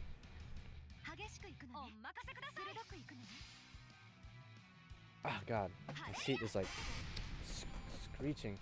Siegfried versus Arturia? Oh man. I want to say Arturia for the. I think Arturia for sure. You think Siegfried would win? You think Siegfried would win, really? I want to say Arturia. Especially if Arturia has Avalon. If we assume that, then almost 100% Arturia. But I think I want to say a 55-60% chance Arturia would win. Arturia Titan form? Arturia Titan form? What the fuck is that? What's Arturia Titan form? Did you mean Attila or Altera Titan form? What do you mean? Arturia is King fucking Arthur. Enough said. Yeah, I don't know about Siegfried. I mean, in the game, Siegfried does more damage against dragon attribute enemies, and in the game, Arturia has the dragon trait. But in actual lore and in actual fight, I don't know. Siegfried wins if Avalon isn't involved because he is anti-dragon. Is that still a thing? Is Arturia still does she still have the dragon trait? Is that still a thing in normal Nasu fights? Regardless of the game? I mean, Attila autocorrect. Okay, so you mean Attila. So Attila Titan form versus Gilgamesh. Literally it's hard to put anyone up against Gilgamesh, even somebody as powerful as Attila Titan form, because I would say Gilgamesh would win probably 100% of the time. And I say 100% because he would most likely take her seriously. Because when he fought Attila, normal Attila, in Fate Extella, if you played the game, you should have. I'm pretty sure you did. He was really pushing Attila to release the Titan form. So we know that at the very least he's aware that the Attila, the Titan form is a threat that he would want to challenge himself in a fight with. So he would take this fight seriously for sure. Which means only one thing. Hashtag Aya, hashtag Enuma Elish, hashtag take it in the ass, wrecked. Actual lore, she only beat him if it's Avalon and Excalibur Beam, recognizing Siegfried as a threat to the world. Are you talking about Proto Arthur at that point?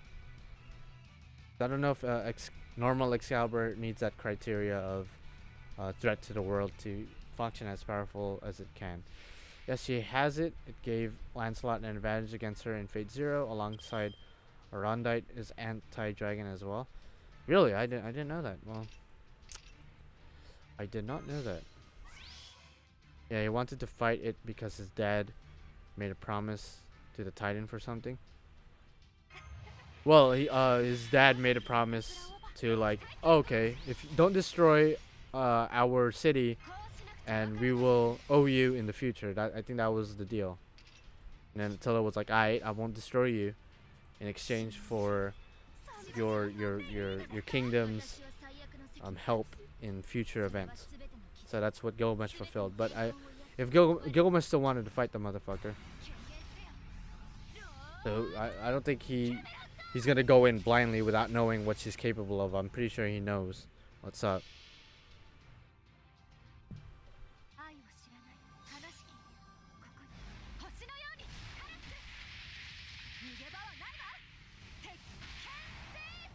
Yeah, MC, but Magical Girl Ilya overpowered Enuma Elish. It's hard to consider Fate Khalid as canon to anything Fate related, as far as like power levels and like versus matches go. I don't know about that. And to be fair, the Enuma Elish was by a corrupted Gilgamesh, so I don't know if that was a factor in the strength of Enuma Elish, to be honest. Also, Aya gets more power the more treasures are in the Gate of Babylon. I don't know if you guys knew that. I'm sure some of you might have. The more treasure that's in the Gate of Babylon, the more powerful Aya is. This might be your first time hearing this. When I heard it, I was like, really? That's a thing? And yeah, apparently it's a thing. And if you consider the fact that the Gilgamesh that we saw using Enuma Elish against Ilya in Fate Khalid was an incomplete Gilgamesh because Angelica took half of his treasures. So you could almost take it as if it was half the power of Enuma Elish versus full power Ilya. And full power Ilya was able to trump half power Enuma Elish, but barely. So yeah, that's a thing. That's a thing to consider. If it was full power Enuma Elish, then I don't know if Ilya would be able to take it in the ass. Different universe plus class cards being different from servers. Yeah, that's another factor. So MC, here's the question of the day. Do you know what Pot of Greed from Yu-Gi-Oh does? Oh fuck, that's a good question. Because I know Pot of Greed is a fairly popular card in Yu-Gi-Oh in general, but even to this day, I don't think too many fans knows what it does. I want to say it allows the player that used the card. It's a spell card, so you use it right away. It's not like a trap card where you set it, so you play it right away. So I believe if you play it, the player that plays it is allowed to draw like, I think 2 cards. I might be wrong. It might be 2.5, might be 1.5. But I'm almost certain Pot of Greed allows the player to draw 2 cards. Just one of the player, the one that played it. There might be more to it. It might be once per turn. It might be once per duel. You might have to pay life points. I'm not sure. Pretty sure that's what happens. Pretty sure that's what happens. Don't quote me on it though, because I've been wrong in the past before about many things. This might be one of them. I would have accepted UBW more if Gil didn't pull out Aya at all. Yeah? I mean, him pulling Aya just shows that he was desperate and he knew that was his only out of that situation. So I think it was interesting storytelling. It was parallel to what he did to Skandar back at Fate Zero, because he knows that Reality and Marbles are screwed against Aya, but he just decided not to use it at the start. GG.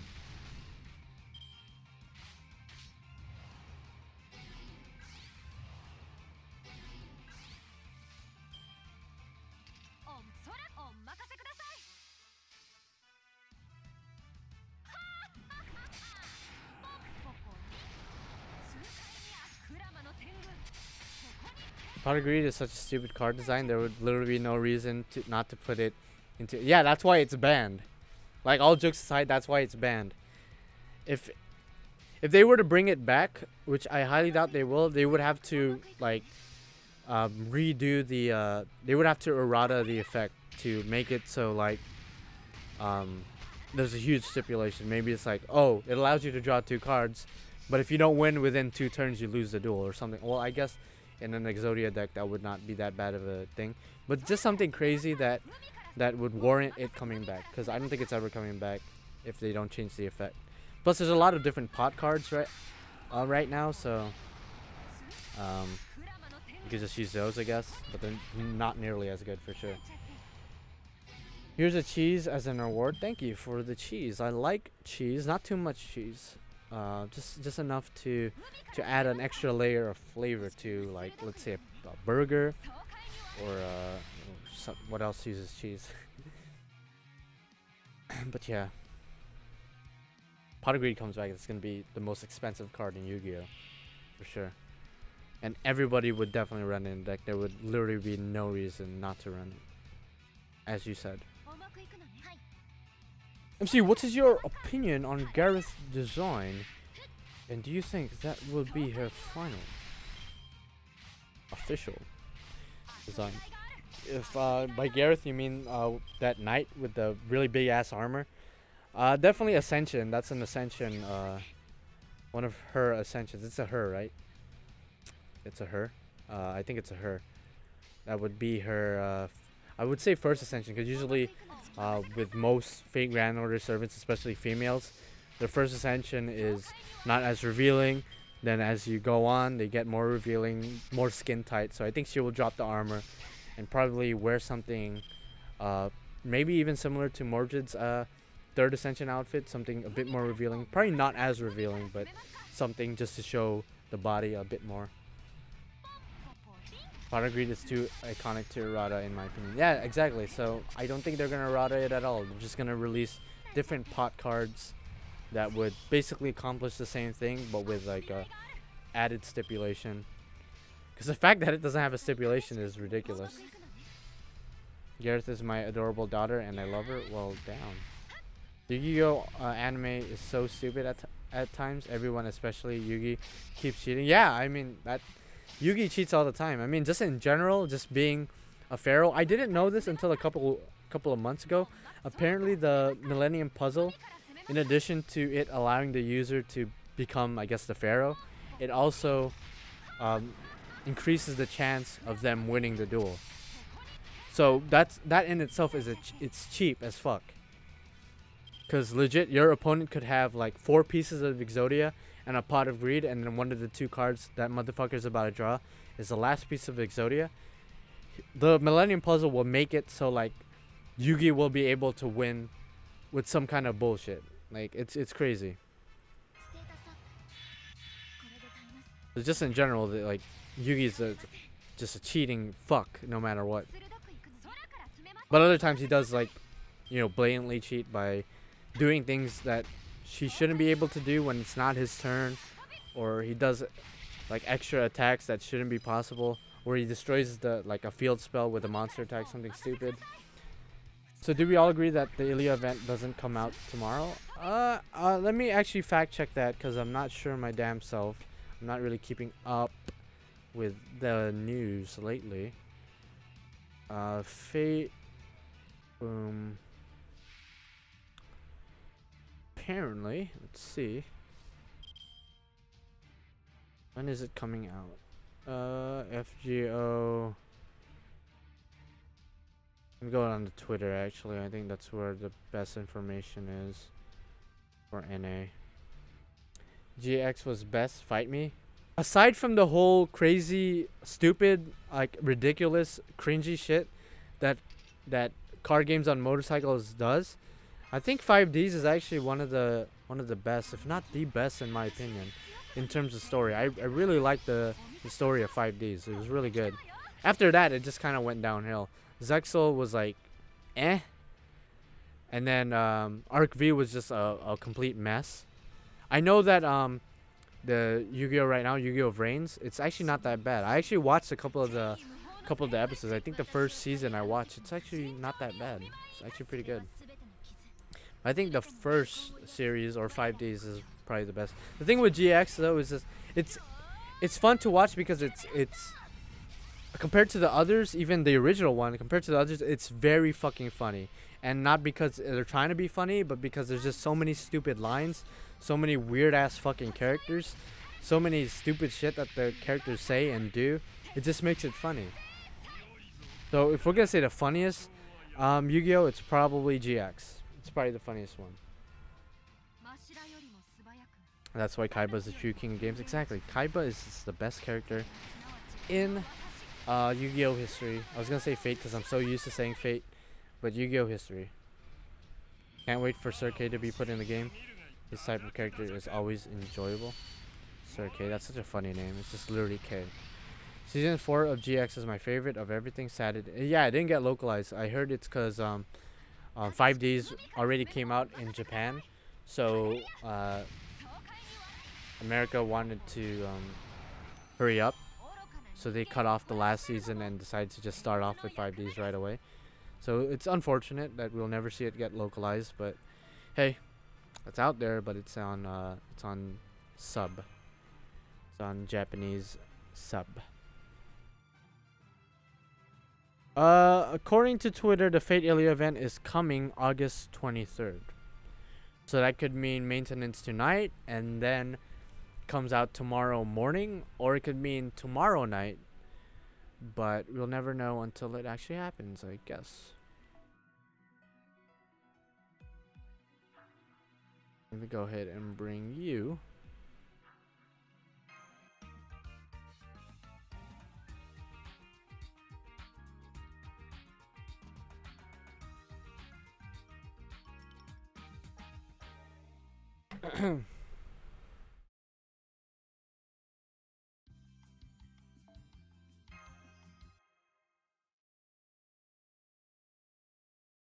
Now, B, it's on a Thursday.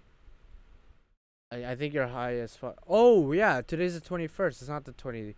I thought, for whatever reason, I thought today was the 22nd. So, sorry, I'm an idiot. 23rd is on Thursday, not tomorrow. 23rd. Alright, Alexander, I get you're a pro on NA right now just because you have more gold servants than I do. But that doesn't mean you get to, you know, be like, yeah, every event begins on a Thursday. Yeah, so for sure. But yeah, no, I agree with you though. All jokes aside, that's true. Oh, Shelter, hello. Look how white they are. Like their skin. So pasty.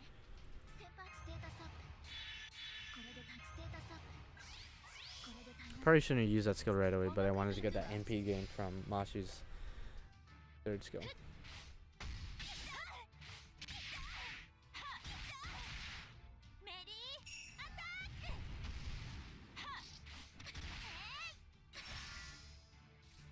There we go.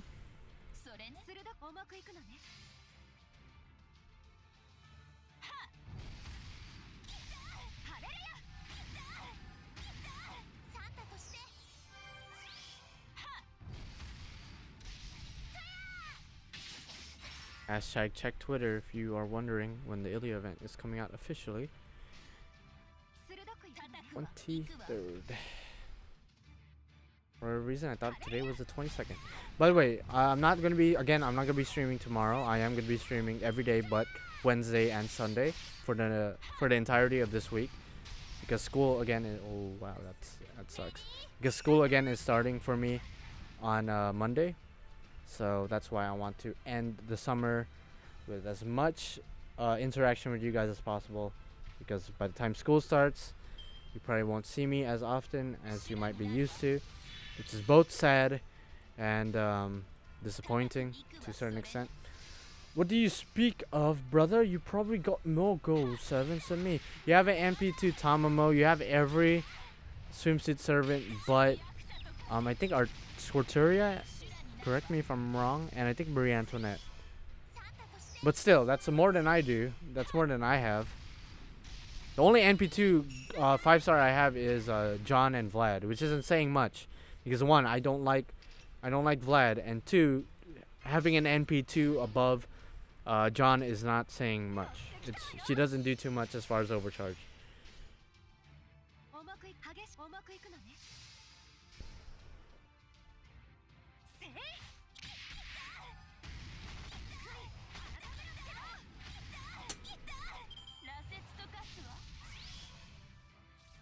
It'll last for what, another turn, I think? Okay, cool.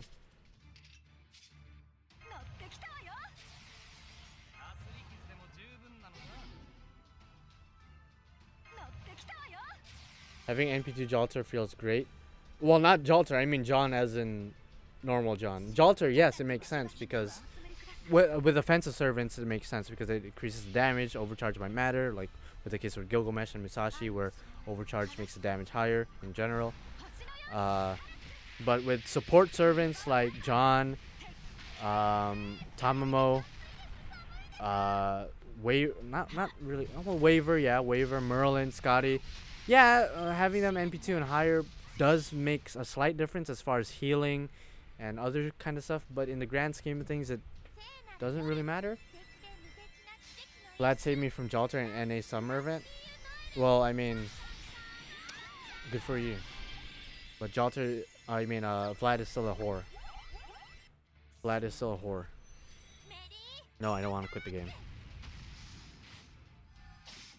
Okay, I didn't. Okay, well, that's fine. Martha's still there, whore. Martha is still alive. Castigal's only level 1 in this account because I refuse to train him again on this account.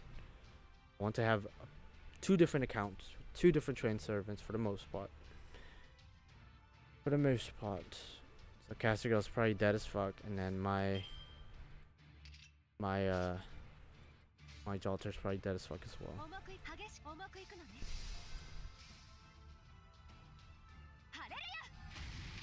You mean Vlad the Third? Yeah, Vlad the whore. The whore. Okay, go ahead and attack Castigal so Martha can get all the attacks, please. Oh, well, then damn. Guess it doesn't matter the attacks at this point.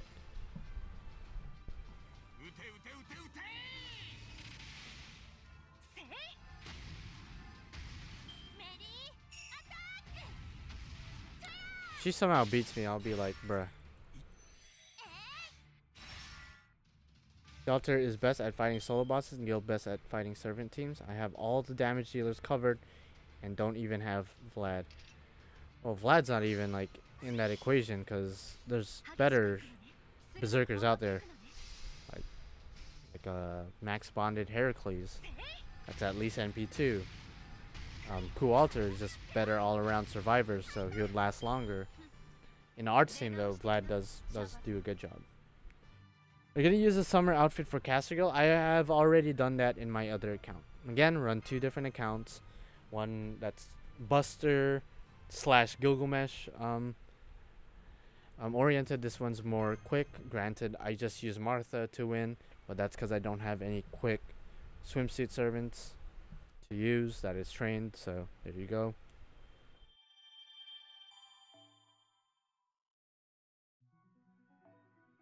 You can unlock more keys.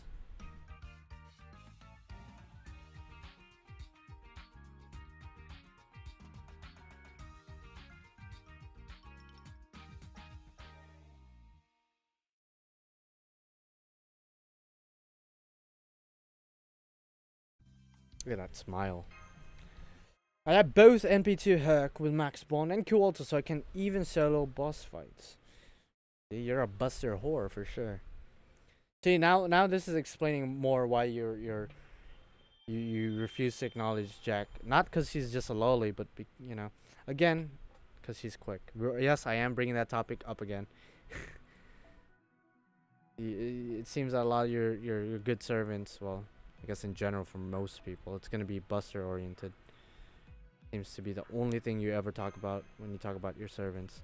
These buster bitches. Not that Gilgamesh is a bitch, it's just, you know, it is what it is.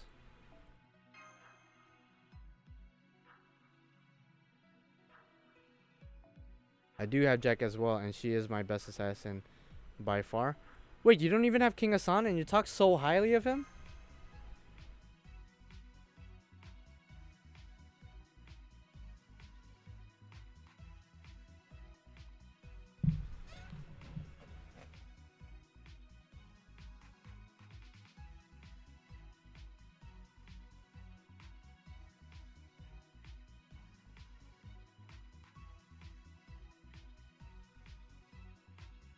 What?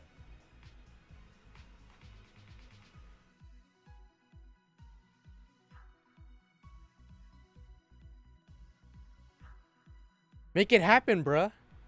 It doesn't matter if it's NA. Make it happen.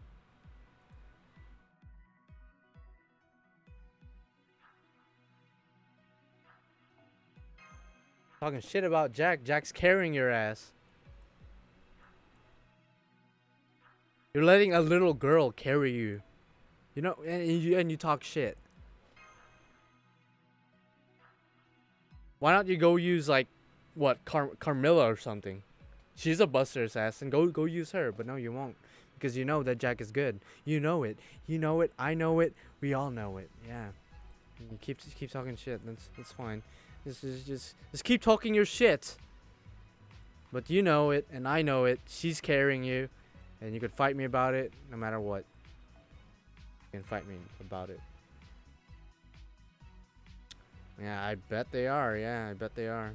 Yeah, sure thing. Sure. Okay, yeah,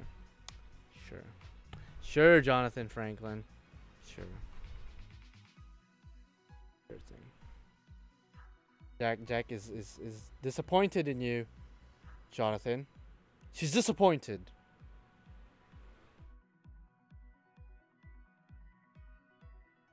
No, Jonathan Franklin, no. Nah, bro. Nah. You're high as hell. You need professional psychiatric help. Whoa, I didn't want to play that. We're not having that, bro. We're not having that. We are not having that. I will not allow you to spread lies in my channel. Will not allow you to spread lies in my channel. No, never. Never again. Never will, ever. I have a policy in my channel. If you tell a lie, you will get fucked. No lies allowed in this channel.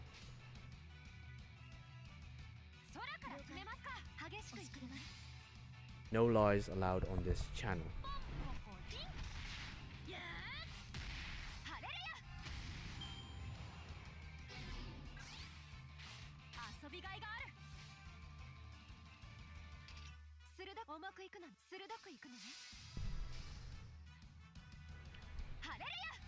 And King of Sun is coming out in like 4 months, not in a year.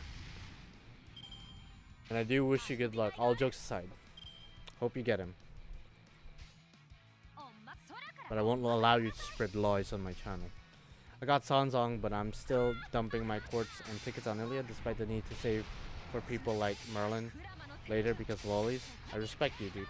I respect you. I respect your love for lollies. It's something that that you know some people want to hide, but you seem to embrace it. You're like, no, fuck Merlin. I want to get my lolly, and I respect that. Sometimes in life you gotta choose: do I want the most broken servant in the game, or do I want my lolly? You gotta pick your poison at that point. You gotta pick your poison.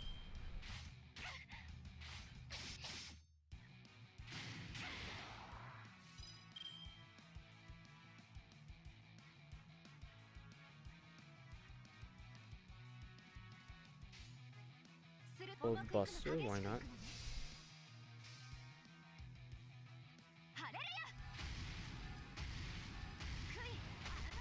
I even give you the fact that Jack is, yeah, but you said easily the second best assassin. It's like I thought we were finally in an agreement that they're both the best assassins. Just one covers more ground, the other one is just in general whatever. But no, you said second best assassin, so no. Lies. I refuse. I refuse to acknowledge it. I refuse.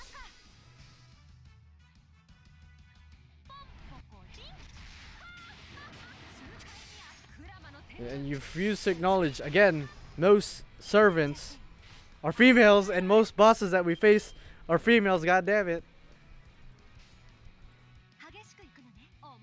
And the harder bosses also have a lot of buffs, so who's gonna take it out? Who's gonna take it out? You look at the challenge quests and the harder quests in this event. Granted, it's a summer event, so I guess it's a bad comparison. But guess what? All of it was female except for the fucking demon pillar. And you even look at the recent, even the NA summer event. Fucking females, because DW loves their females. So who's gonna do a better job in most fights?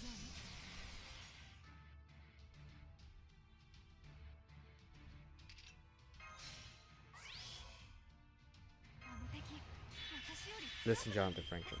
This is an endless war, and I thought it ended, but I guess we were gonna continue this war. War of the gods. But I've already acknowledged that Merlin makes King Hassan better. That works for every servant. Merlin makes every Buster servant, even some art servants, the best.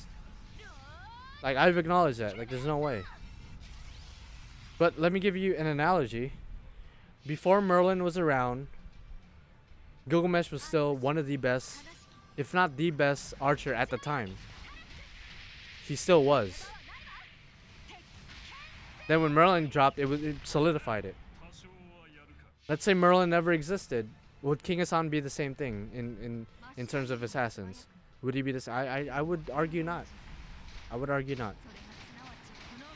Again, not saying he's bad. He's really good.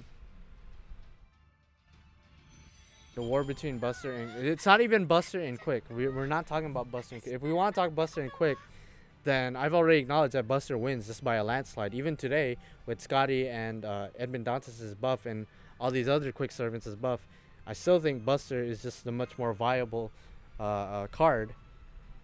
But individual servants, you could make a debate there with individual servants.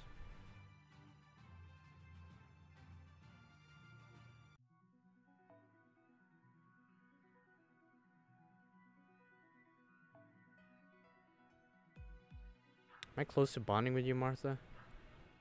I guess I kinda am. I guess I kinda am.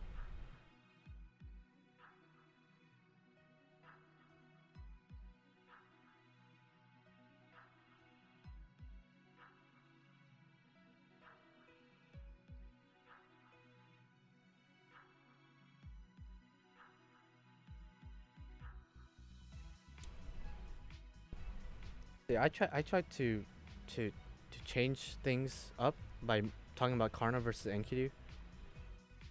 But your boy brings up Jack, and you have to acknowledge that she's second. Like, what? You have to point that out, really? And you expect me to just idly read your comment and be like, we good? Yeah, King Hassan has better damage. That's like a no shit. That's a no shit. King Hassan has better damage in general. Just no shit. That's like, there's no argument there. King Hassan is a triple Buster NP servant. There's like, to even, I would not even say that Jack the Ripper with triple Quick is gonna do more damage. But I think I said this a couple of streams ago. Noble Phantasm, just by themselves, with only minimal buffs, so as many buffs as you can give them, I found that Jack does slightly more. Maybe someday I'll show you guys in like a video or a stream, but that's what I found.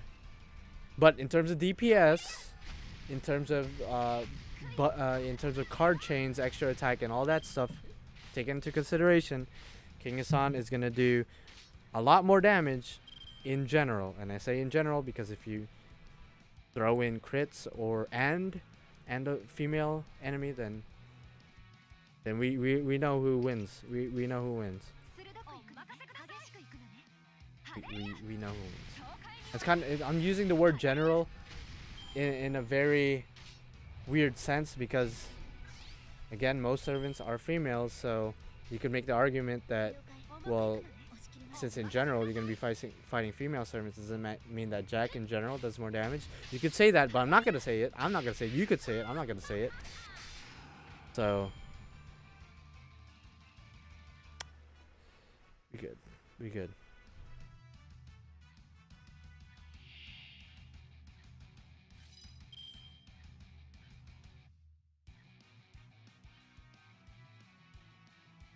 where are we going with this now? Cards suck. Cards suck.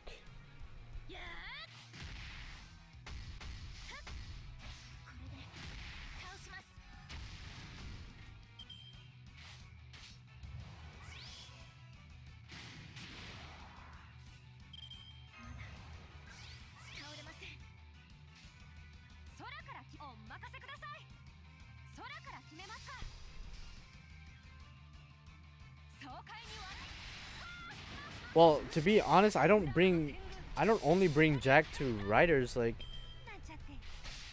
female servants in general. If you bring Jack, you're gonna do well over 150k even at NP1. Like that's how crazy the female female extra damage is. So I often bring Jack to non-rider fights a lot. If I'm fighting a caster, then I'm probably not gonna bring her, but if it's not a caster or if it's not a ruler that could resist assassin attacks, then it's like Jack is just as good as bringing anybody else, to be honest.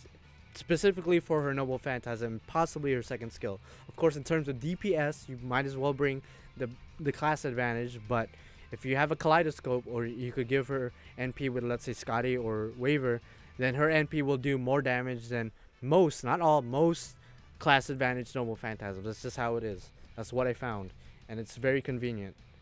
She's a very convenient servant that I could bring to more quests than just rider quests.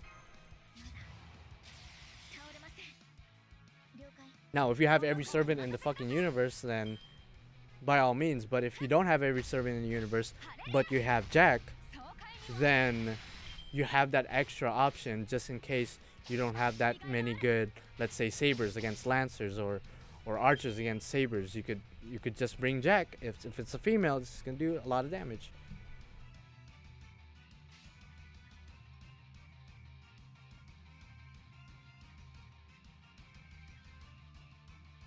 Yeah, again, you could bring class advantage if you so felt like it, but that option is there, and the option isn't bad. And in some cases, it's even better than bringing class advantage or berserkers. It honestly is.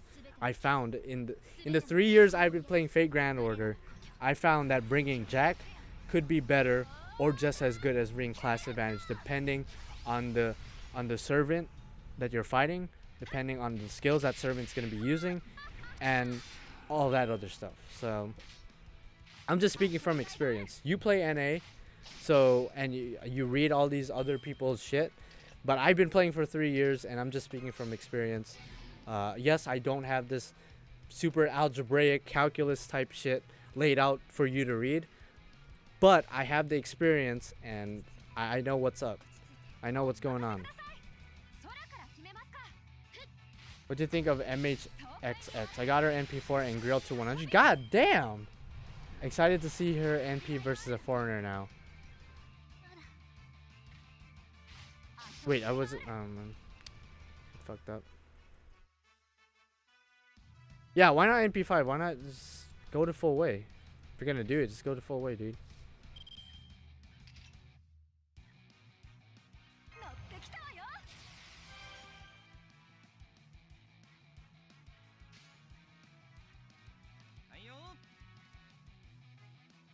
I don't know why I'm prolonging this longer than I should.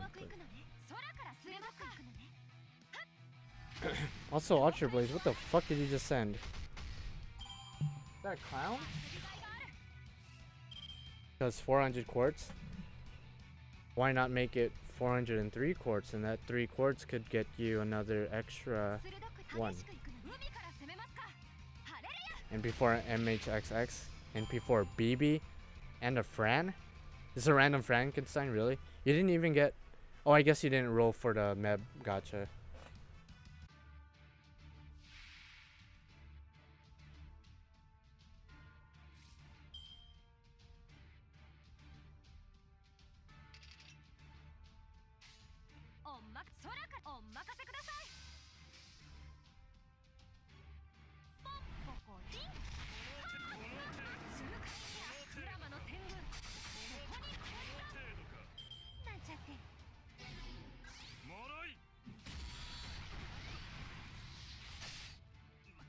Bye bye.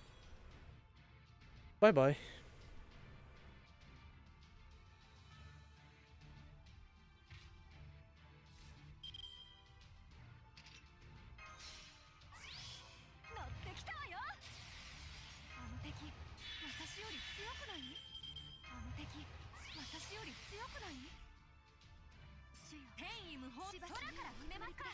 I'm waiting for a solo rate up. I think for 400 quartz, that's a good haul. That's Did you do only singles or did you do 10 shots 100%? I don't understand. The servants I want so far are Merlin. Okay, I didn't read the full thing yet, but I'm gonna bet all of them are Buster oriented. Watch this. Merlin, Buster oriented. King Asan, Buster oriented. Musashi, Buster oriented. Urisuga, Buster oriented. Oki the Altar, Buster oriented.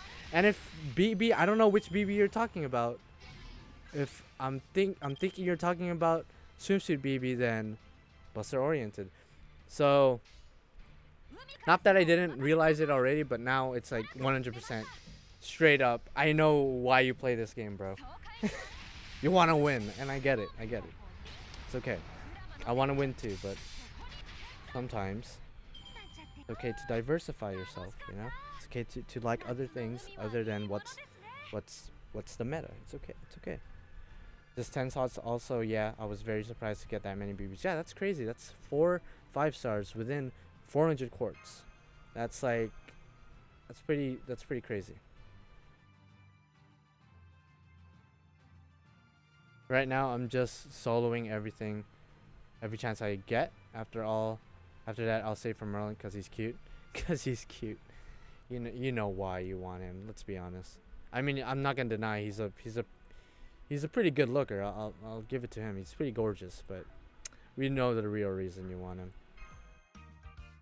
Originally, keyword, it wasn't even that. Ooh, I particularly liked Buster. It just so happened that all my favorites are Buster.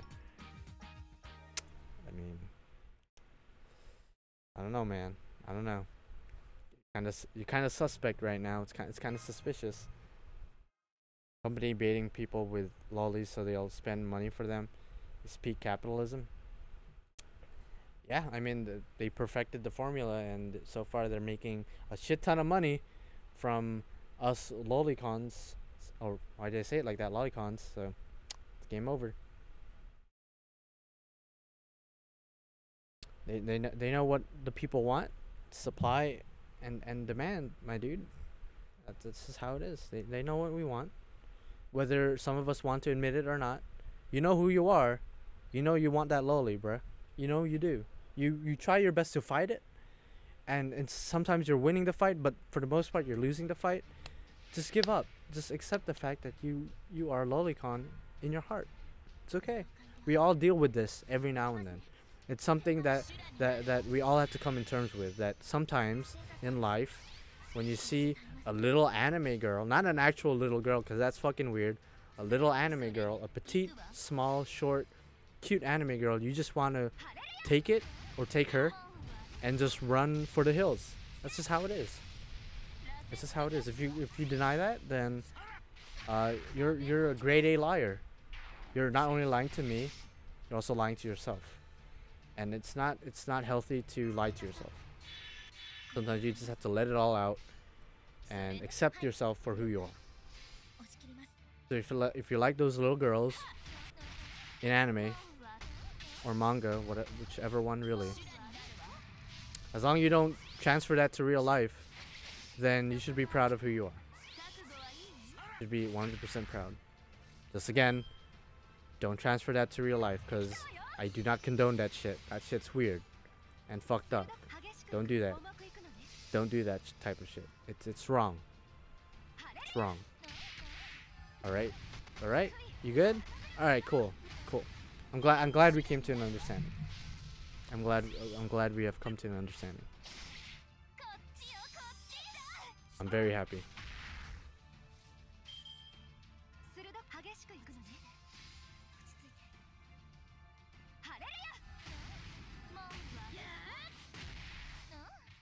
Bye, Ned.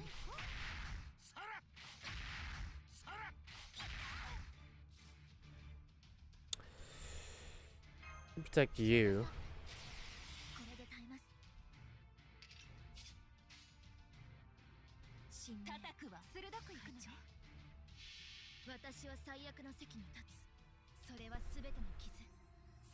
Tell me if you won't agree with any of these favorites. Musashi, I like her. She's one of my favorite sabers. I like her personality and her design in particular. So yeah, I really like her. I like your taste. Gilgamesh, man, Gilgamesh, you guys already know, or you should. If you don't, then you're a weirdo. Nothing to say about that. Arishkigal, you know, I'm more of an Enkidu guy myself, but Arishkigal has a pretty cool design. You know, blonde hair, red eyes, perfection. Yeah, and especially if you like Ren, then I can see why that's your thing. So you're cool. Originally Ozzy, but no more. So who is it? Is it not? Who is it not? If it's not Ozzy, who could it be? It has to be somebody Buster oriented, right? So it has to be Skandar or Ivan the Terrible. It might be Ivan the Terrible because you talked about him a couple of weeks ago as if he's a good substitute for Jack, which is weird. Summer Narrow. Okay, Summer Narrow. Finally some diversification. Cool. Awesome.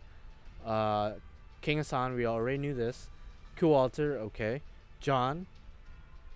There's not too many rulers in the game. Besides like Martha, John, Sherlock. Is that it? Is that all the rulers? Am I fucking up right now? I think I'm fucking up, but I want to say that's all the rulers. And yeah, John, solid choice, I guess. Jalter, that's everyone's choice. Summer BB, I mean, yeah, there's only 2 moon cancers in the game and they're both BBs, so choose one or the other. Okitan, I mean, there you go. And not a single foreigner. Well, I guess 1, because Abigail is a loli, you don't like lolis. 2, Hakusai is an arts. I'm really gonna drive it home that this is why you don't like certain servants. Hakusai is an arts foreigner, so you're not gonna like her. And MHX is an arts foreigner, so you're not gonna like her. So, do you know when Heracles gets his his animation update? I don't know, cause he got it.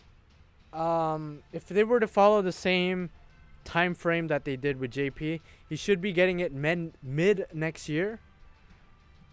But they might do it earlier, who knows? But I want him to get his reanimation because his animation and his sprite is absolutely ugly and horrendous.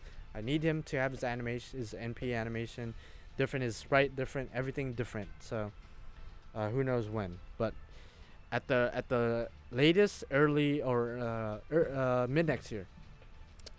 Napoleon and Ozzy are my favorite boys.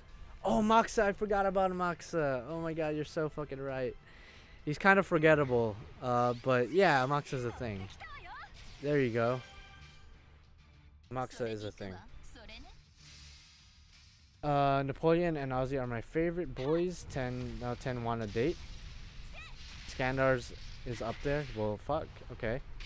I don't know about Napoleon or Skandar. They're kind of big buff guys. I wouldn't want to date a big buff dude. Because I would be scared of their capabilities in bed. And I'd rather not know their capabilities in bed. I just like painting. Wow. You're just gonna find the most obscure excuses just to dislike a servant. So you dislike Hokusai because you don't like painting. What the fuck? And Hokusai always reminds me of arts classes back at school. Were you forced to take arts classes? Because in my school, in my high school at least, I didn't have to take arts classes. I chose to take some arts classes, but I guess different cultures, different locations, different schools, different things go on. I'm sorry to hear that, because being forced to take an arts class and sucking at it, assuming you suck at it, because if you're good at it but you don't like it, that doesn't make any sense to me. So assuming you suck at it, then damn, game over. Napoleon is love. Okay, there you go. Same, I'm ace, but I love me some good boys. Okay. Go ahead and love you some. Wow, I totally fucked up by using all these buffs, and I just remembered he has the evasion on. Wow. Having Jack right now would be so useful. Having Jack right now would be 100% useful. Well, fuck me. I just wasted my Noble Phantasm. Yeah, brother, when Heracles' own roar does damage, it really shows his true power. Yeah, bro. His reanimation is like godlike. I'm surprised you know about it, considering you only play NA. But I guess I really fucked up by wasting that Noble Phantasms. God. It's shit like this that pisses me off, because I'm not paying attention because I'm talking to you guys. What a fucking waste. Oh, there goes that dream.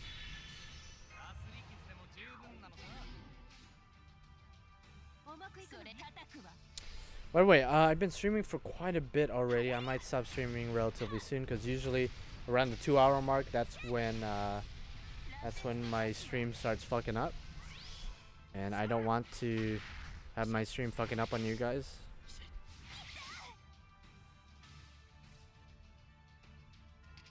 Okay, Jalter, if you could just destroy him right now, that would be amazing.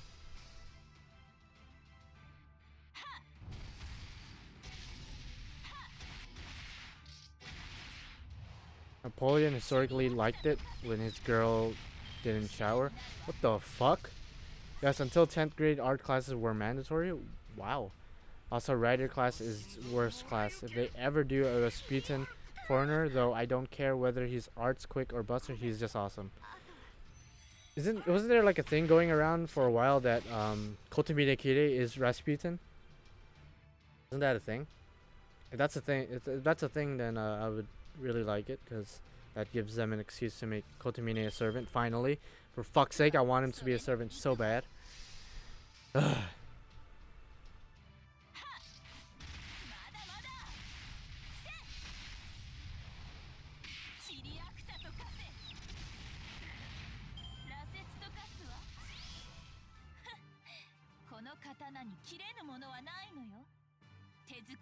Get wrecked, fam. Also, I know I said this like 2 hours ago, but again, thank you to George Gomez. I don't think you're watching. You haven't commented yet. But in the off chance that you are watching, thank you again for the $30 donation. It was clutch. It was clutch as fuck. Clutch as fuck. If you guys ever feel like donating to your boy, link is always in the descripciones. Always in the descripciones. Alright, after this last battle, I'm gonna stop streaming because I'm getting fatigued and tired. So if you guys have any last things to say, let it be known now. And then your boy will be more than happy to conversate with you. And all that beautiful stuff. Again, not gonna be streaming tomorrow, but I will be streaming the next day. Possibly the Ilya event, maybe. On Thursday. I will be streaming that. That'll be fun. Oh, I randomly grabbed this. It's Mashi, by the way. Mashi being manhandled.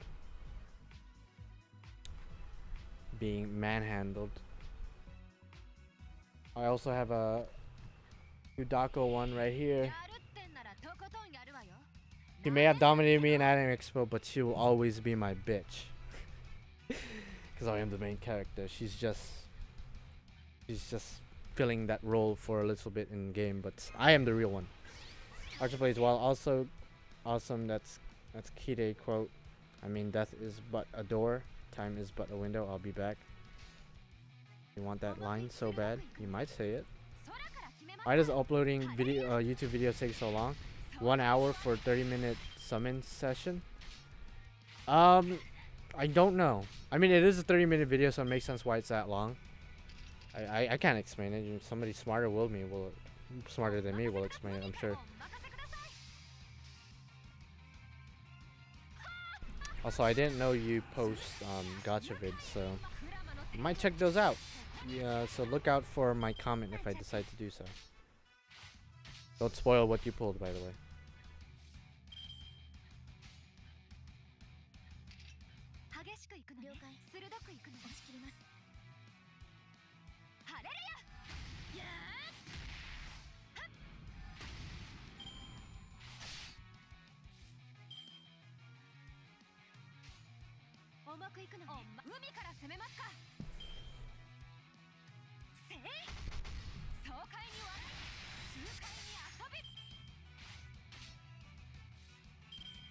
You know what? He could, Jonathan Franklin, I just realized he could say that. He could, Rasputin could say that line if he dies. If he dies in battle, that could be his line before he disappears.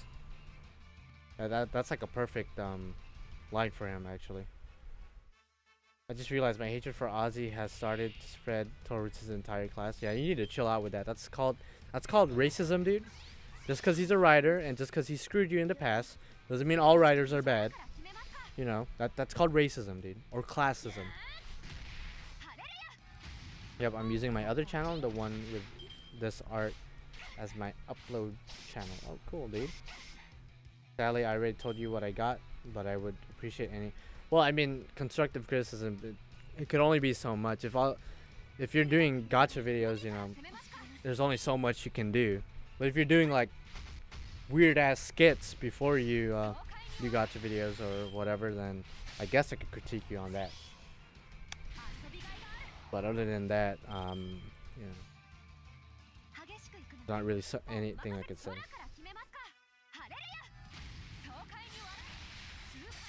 Did you find it weird that Gil was still screwing around with Kotomine all those years later after Fate Zero? Yeah, dude, they were getting it on. No, I'm just kidding.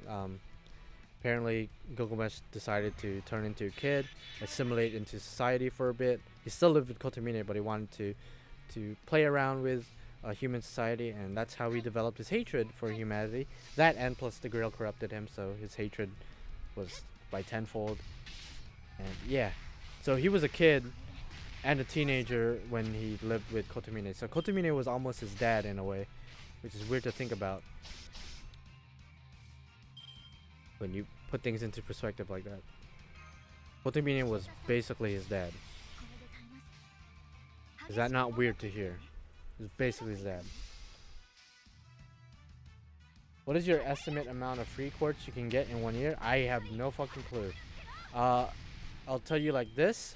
I've been saving on NA for about 3 months now. I think a little bit under. And I have over 300 quartz and 67 tickets. So I guess multiply that by 4 and that might be your average. Then again, you have to take it into account like anniversary quartz, maintenance quartz, and all that shit. But I'd say it's what, 300 times 4, that's like 1200 quartz ish. And then 67 tickets times 4. You do the math. I'm too lazy to do it, and that is what that is. So yeah.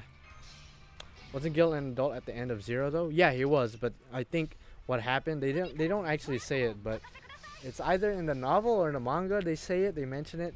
He drank the potion of youth shortly thereafter, shortly after Zero, and then he decided to just, you know, play the role as a normal high schooler or normal human being in Fuyuki, and that's how he developed his little hatred for humanity. NA anniversary quartz, that's a joke. See, a lot of people hate on NA, Fate Grand Order NA, and the shit it gets. But again, Fate Grand Order JP, for the first year, in order to do a single scout, you don't use 3 quartz, you use 4 quartz.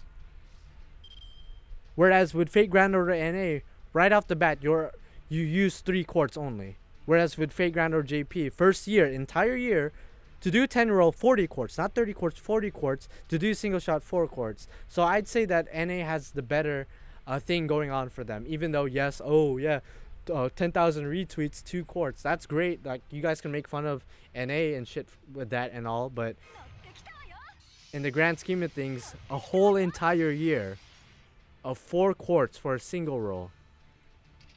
Bruh, that was hell. If you think Fate Grand Order NA has it bad because we're getting like 3 quartz for 10k retweets or 5k likes in Facebook, then you were definitely not around during the era of 4 quartz every summon.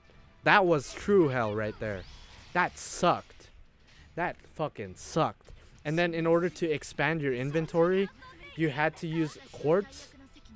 That was the thing. You had to use quartz to expand your inventory. You only had like 100 spaces, and to get 50 more, you had to use quartz to expand it.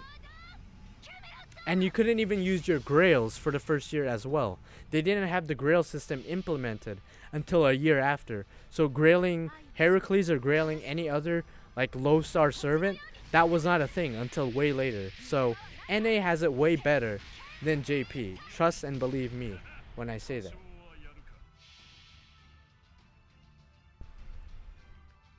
Teenage girl watched SAO and lost all hope. Oh my god, that's I just imagine that. It's so fucked up.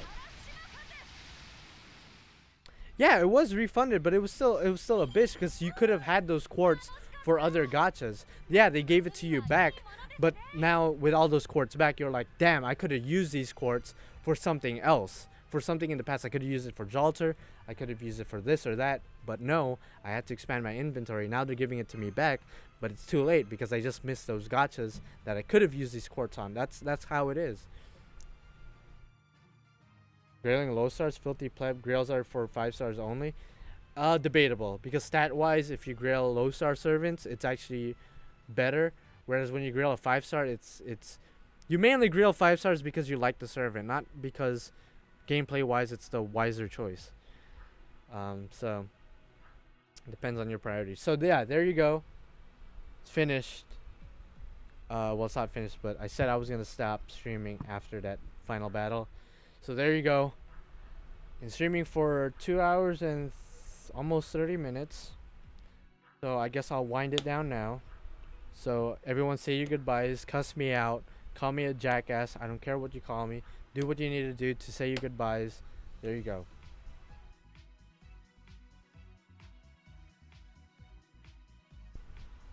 Also, Taitoru, I'm pretty sure I'm friends with you on this account, right? Unless you guys just share the same name. But I recognize your name because I do use your servants quite often. You're the one with the tiny names, right? With the tiny ass text. Where are you? Yeah, there you are. How did you do that, by the way? How do you make your text so fucking small? I need to know. I want to know how to do that. A truly wise man only uses 5-star servants, jackass. Using only 5 stars is very, it won't work out. I would think. Wise man uses 3 stars because they spend money on better things. Damn, got his ass. Yeah, I'm friend with you. All right, I thought so. Yeah, you've been MVP a lot, Taitoru. So I just want to, while I could, you know, give you, while I could communicate you right now, I might as well thank you for giving me your servants for me to use. You seem to always have like the event CEs limit broken, at least some of them, and a lot of the event servants. So I really appreciate you because you've been helping me grind in this event a lot. Also, I see that you pulled BB. Congratulations to you, good sir.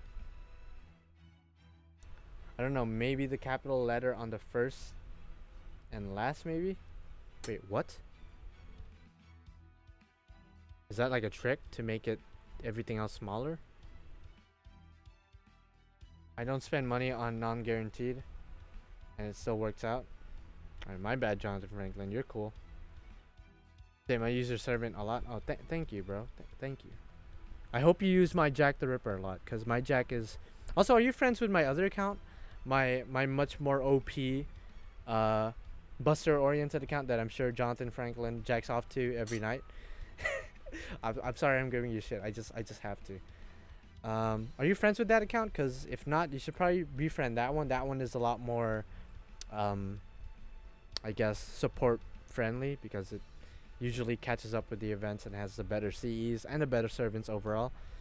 So I guess to thank you for providing me with beautiful servants. If you're not friends with that account, I will more than gladly give you my friend ID for that account, so you could befriend that one as well, and then it could be a powerful team of beautiful servants. I don't think so. Okay, so I'll show it to you guys right now. If you guys want to add my other account, it's called Glorious. Actually, it's right here. If you guys must see my servants. So this is my other account. It has Aussie there, by the way. Ibaraki is temporary. I usually have NQ2 up there, but I figured since the event is going on, I might as well put Ibaraki there. But usually Enkidu is there, NP5, 10 all skills. Usually Jalter's right here, 10 all skills. Everyone else is pretty much the same, except for Castigal. Castigal is usually Merlin. So if you want my friend ID, if you ever have the time, there it is right there. If you guys could read it, 512-972-452. All twos at the end. So if you guys want to add that account, by all means, I'll post it in the chat as well. If you guys want to add me, I think I have room. Actually, let me make room. Don't add me yet. I'm gonna make room. I'm gonna make room, because I now that I think about it, I don't think I have room.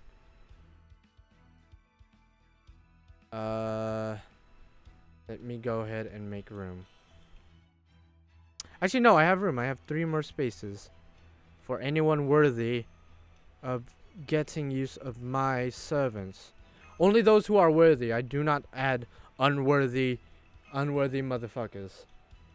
But Taitoru, you've been helping me on my other account. You deserve to be given this shit. One only needs luck and discipline, and you two can get a roster of 5-star. I agree with you, Jonathan Franklin, because in my NA account, I've only been spending on paid gachas, and I've been doing pretty well for myself. Yeah, I'll add it in a sec. I'm farming Berserk Stone to level up BB skill. Alright, you go do that. Do what you need to do. Damn it, my phone's dead. It's okay, just tell me your friend, your name right now, so I know you're the one adding me, so I could add you. I have 3 spaces open, and just let me know your name, so I'll add you later. And then we could all be best friends forever, and all that sexy stuff.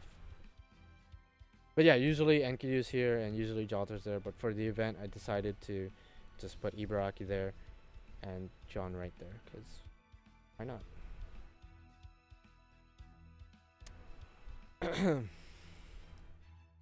So I know Taitoru, that's your name. What's your name, Delphi? If you add me later, let me know your name.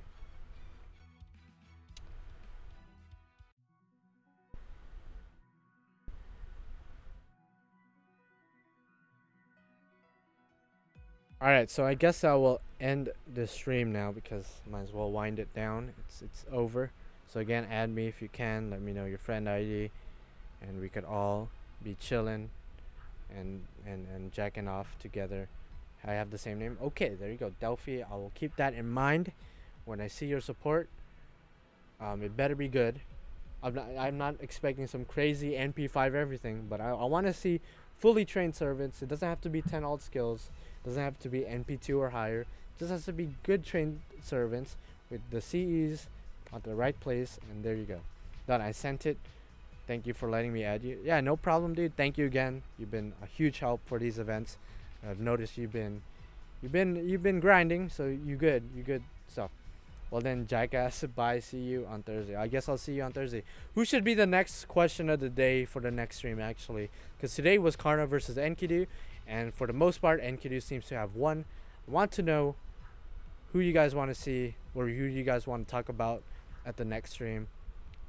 What servant versus what servant? We can talk about that, and then yeah, we'll be set in stone for that. Alright, everyone say your goodbyes. Give me your recommendations for what servant fights you want to see, and yeah. Also, I'll add you in just a sec, Saitoru. Don't worry. I'm still rather new, but I'm rushing through, and everything will be maxed. Okay, if you're new, then I understand. If you've been playing for more than a year, and you still have a level 70 fucking 4-star servant up there with like no craft essence, then you need to suck these nuts. But if you're new, then I understand. Okida versus Musashi. That's a good one, Archer Blades. That's a good one. Although I will probably have to give it to Musashi at that point. Okida Alter might be a different story, but Musashi versus normal Okida, that's kind of like, I'm not gonna say it's a stomp, but yeah. Tama One Tail versus Suzuka Gozen. Them rivals too. Them rivals. That's a good one too. All right, Taitoru. I don't see your name yet, but I will add you. Don't worry. Don't worry about it. Yo, I started with Sigurd's last banner. Okay, Kona. So my servants aren't fully leveled yet. Besides, I took 6. I've only been playing for a month. Damn. Okay.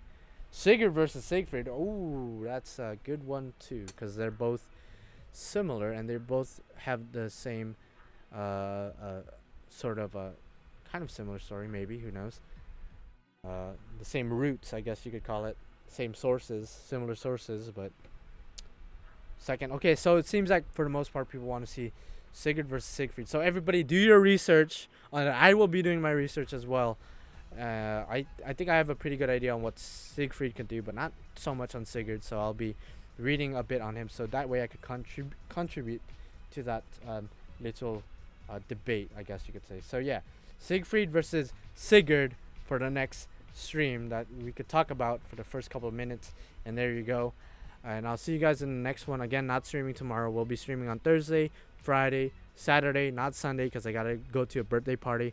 But who knows, maybe I will bend the rules a little bit, and maybe I will stream on Sunday, and maybe I will stream tomorrow. Who knows?